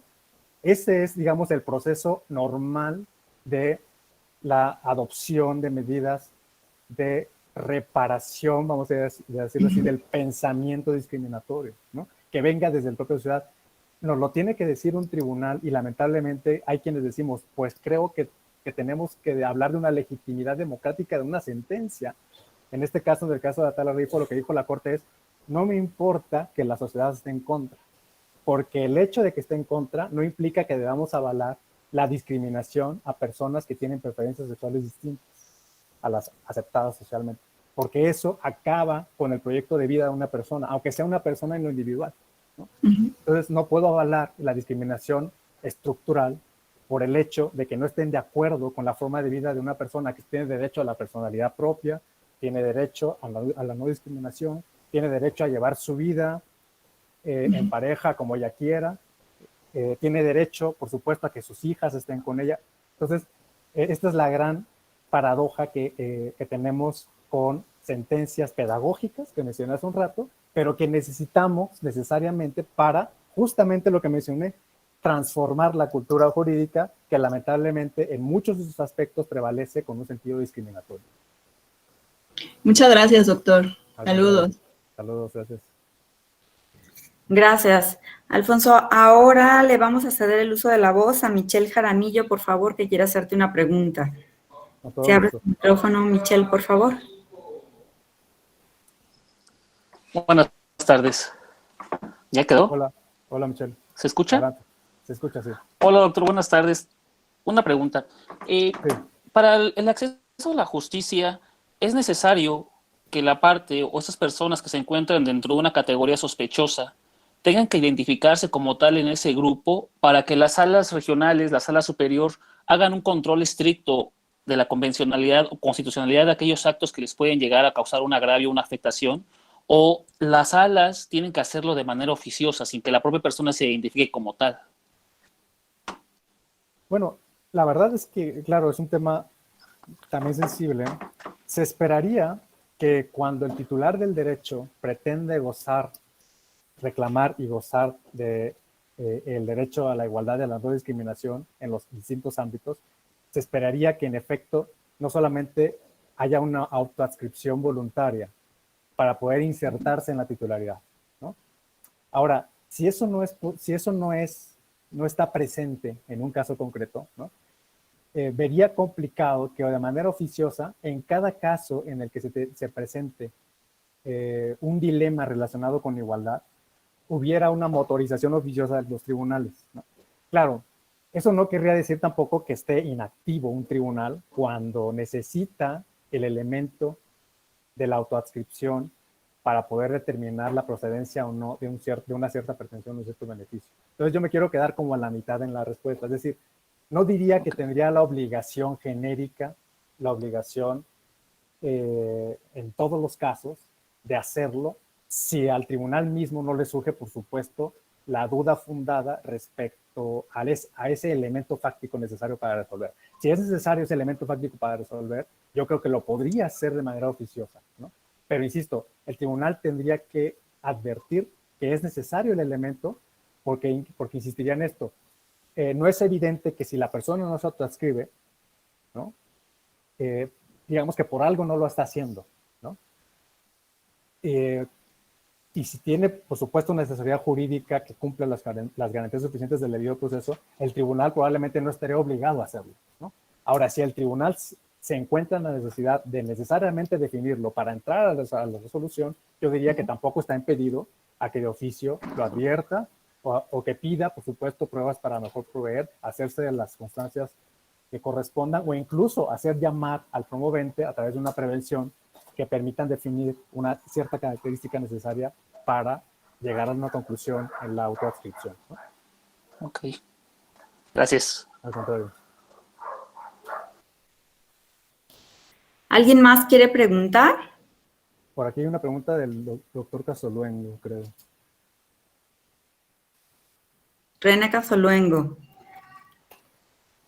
Dice, mi pregunta es la siguiente. ¿Qué parámetros debe utilizar un tribunal para decidir a qué persona en situación de vulnerabilidad le reconoce su derecho cuando son varias las personas en situación de vulnerabilidad las que contienden en relación a ese derecho?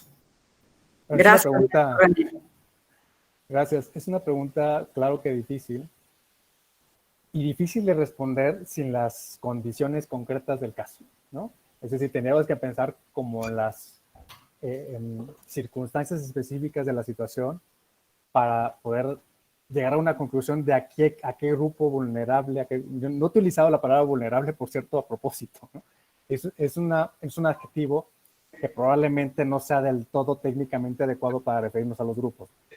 La condición de vulnerabilidad, más bien, tiene que tener necesariamente un contexto específico, ¿no? Por lo tanto, para llegar a una solución concreta, había que precisamente elaborar las especificaciones. Ahora, la Sala Superior sí se ha enfrentado con eso, ¿no? Y probablemente podamos acudir a ese ejemplo. En cuanto a qué hacer cuando en la definición de la representación proporcional de un órgano legislativo se encuentra con el dique, se encuentra con el dilema de establecer una ponderación entre la presencia de mujeres en una situación de paridad perfecta, si es que es posible eso en un órgano legislativo, frente a lo que el legislador local estableció en el Estado de Hidalgo, me parece que fue, relacionado con la participación proporcional en una acción de ajuste representativo a personas con discapacidad. Entonces, ¿qué hacer cuando el tribunal se enfrenta a esta disyuntiva?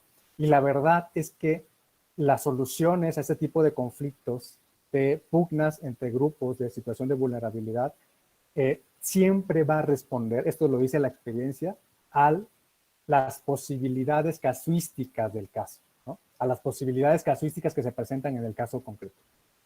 ¿Por qué, por ejemplo, en ese caso la Sala Superior se inclinó por favorecer la acción afirmativa a favor de la persona en situación de discapacidad, aunque eso le quitara un número a la representación de las mujeres en el Congreso?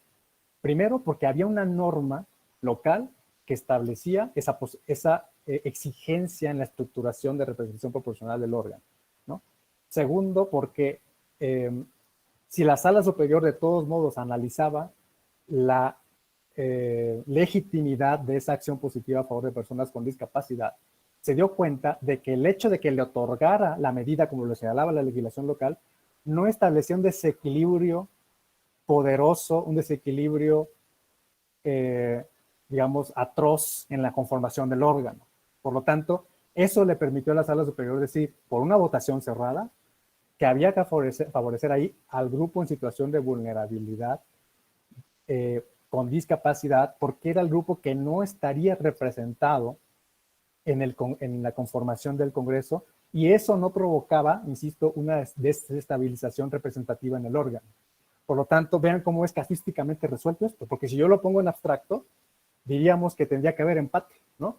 No podríamos nosotros resolver si no, en este caso, tuviéramos enfrente el factor legislativo de que había una norma jurídica local que establecía que había que tener representación, ¿no? Por lo tanto, el reclamo, la pretensión de la persona que en este caso representaba al grupo femenino, salió perdiendo ese número, ¿no? Que es solamente ese número en la representación, pero porque no causó necesariamente un desajuste de géneros, y sin embargo sí se benefició el acceso a la representación proporcional de la persona en situación de discapacidad, ¿no? Yo diría que ese puede ser un buen ejemplo de cómo tendríamos que resolver las pugnas posibles entre grupos vulnerables.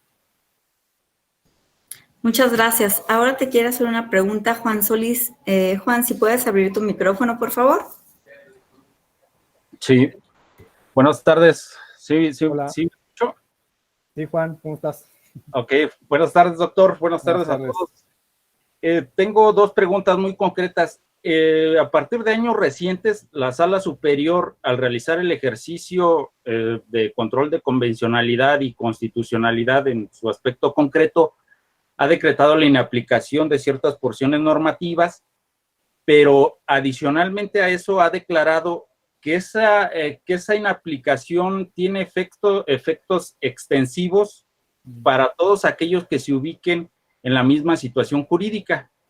Y mi pregunta concreta es si ese tipo de sentencias no rebasan la facultad que expresamente le concede el 99 constitucional al Tribunal Electoral, en el sentido de que, pues de manera textual, dice que los efectos deberán delimitarse al caso concreto sobre el que verse el juicio. Y mi duda sale a flote considerando el principio de relatividad de las sentencias y además que al tratarse de una disposición constitucional, pues debe de interpretarse atendiendo, digamos, al principio de unidad o integridad de la Constitución, considerando que hay una vía jurídica o un medio de control constitucional en el que se invalida o se invalida con efectos generales, ¿no? Que es la acción de inconstitucionalidad. Entonces, si se persistiera en este tipo de sentencias, ¿no estaríamos invadiendo cierta competencia de la Corte? Porque mi lógica es que bajo esos efectos, implícitamente, se está inaplicando con efectos generales esa porción normativa, aun y cuando de manera literal no se diga. Un ejemplo, digamos, es en el porcentaje de firmas para participar como candidato independiente, ¿no? Si en esa etapa se dice, no, es que el 3 es, no supera el tamiz de constitucionalidad y convencionalidad, lo inaplico y debe ser el 1. Lo cierto es que en términos materiales está sacando esa disposición normativa del sistema jurídico y está aplicando otra para todos. Y la segunda, si ese tipo de declaraciones también estaría facultado para realizarlos un tribunal electoral local. Creo que la segunda pregunta, Juan, es más difícil que la primera. Yo diría que en relación con lo primero que tendría que decir, este tema también lo hemos abordado ya varias veces, y he llegado a la conclusión de que lo que habría que decir es que muchas veces las normas del legislador, en este caso las normas constitucionales, no son consecuentes con la forma de operar la jurisdicción, ¿no?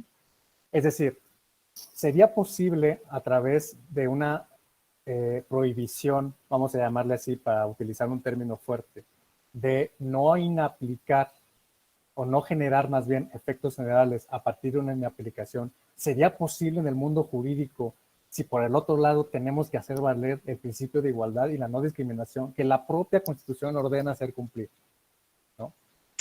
Entonces, creo que hay evidencia, no son muchas, claro, hace falta un estudio al respecto, pero creo que sí hay evidencia de que ciertas técnicas utilizadas en el derecho positivo no se compadecen necesariamente con la forma de operar los derechos fundamentales, ¿no? Y este es un buen ejemplo, ¿no? Si la Sala Superior ha tenido que concluir que no puede limitar los efectos al caso por la inaplicación, es porque las personas que después van a pretender ante ella misma le han reclamado el cumplimiento de la igualdad y le han reclamado el principio de no discriminación, que es un derecho que, por cierto, en otros países también está vigente, que es yo no puedo padecer una solución distinta a la judicialmente alcanzada en un caso inmediatamente previo.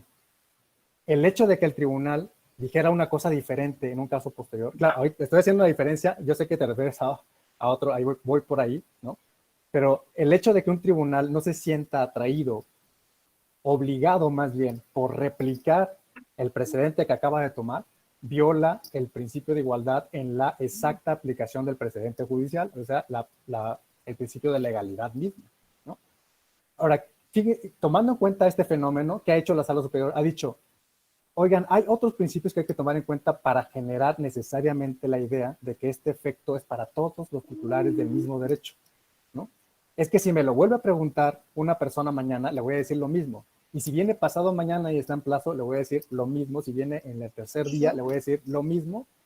Entonces, por economía procesal, por principio democrático, por igualdad material, voy a decir que este precedente aplicará de la misma manera, con los mismos alcances, para todas las personas situadas en el mismo supuesto jurídico, con el mismo argumento y en contra del mismo. Déjalo, ¿por qué eres...? Entonces, ha sido cuidadosa la Sala Superior de decir, se tienen que reunir este conjunto de cosas silvanadas para poder determinar que ese precedente debe replicarse con efectos hacia todas las personas. Ahora, ¿eso rompe con la norma? Yo diría, no necesariamente, si comprendemos lo que comenté al principio, que las normas jurídicas no siempre se compadecen con la manera de operar la función judicial y los derechos fundamentales, ¿no? Entonces, bajo esa perspectiva, no es que la Sala Superior quiera incumplir con la prohibición, sino que lo que está haciendo es bajo un principio de máxima eficiencia de la justicia y sobre todo de cumplimiento efectivo del derecho que se le invocó, ofrezca una sentencia que tenga estos efectos. ¡Qué necia eres! Ahora, un tribunal local lo puede hacer. Yo diría que tendría mayor problema para pensar que un tribunal local lo puede hacer. ¿Cuál es la ventaja, entre comillas, que tiene la Sala Superior con estas soluciones? La ventaja, entre comillas, es que es un tribunal terminal del ordenamiento especializado en la materia electoral, ¿no? Es decir, es el encargado de definir la competencia de la competencia electoral, ¿no? Al ser un órgano terminal, las licencias que puede tener en relación con la interpretación y el alcance de los efectos de las sentencias son mayores, mucho mayores de los que puede haber en la pirámide hacia abajo de los operadores jurídicos, que ahí sí, digamos, tendrían, me parece, impedido acudir a este tipo de razonamientos porque todavía están sujetos a revisiones posteriores en las cadenas impugnativas y por lo tanto no pueden establecer decisiones estructurales, ¿no? Entonces, definitoriamente, la Sala Superior, al ser un tribunal terminal, es un órgano que representa decisiones estructurales para el sistema electoral, cosa que, por supuesto, no tiene como la naturaleza jurídica de un tribunal local electoral y, por lo tanto, impediría que pudiera hacer estos ejercicios de resolución genéricos. Muchas gracias, doctor, y saludos desde Michoacán. Saludos, Juan. Muchísimas gracias, pues lo que resta son puras felicitaciones y nos están solicitando si puedes pasar tu presentación. Les agradecemos a todos y muchísimas gracias por su atención. Y antes de darle todos un aplauso al doctor Herrera, los invito a que nos sigan en todas las actividades que tenemos en la Escuela Judicial. Tenemos toda la próxima semana, durante las mañanas, varias conferencias sumamente interesantes para que sigan las redes de la escuela donde están publicitadas. Y bueno, pues ya sin más preámbulo, démosle por favor un fuerte aplauso al doctor. Abran sus micrófonos.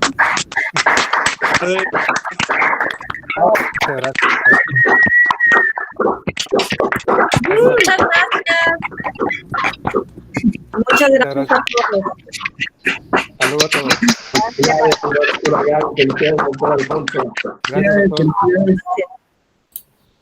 Gracias, José Ramón. Gracias, hasta luego. Bye, Daniel.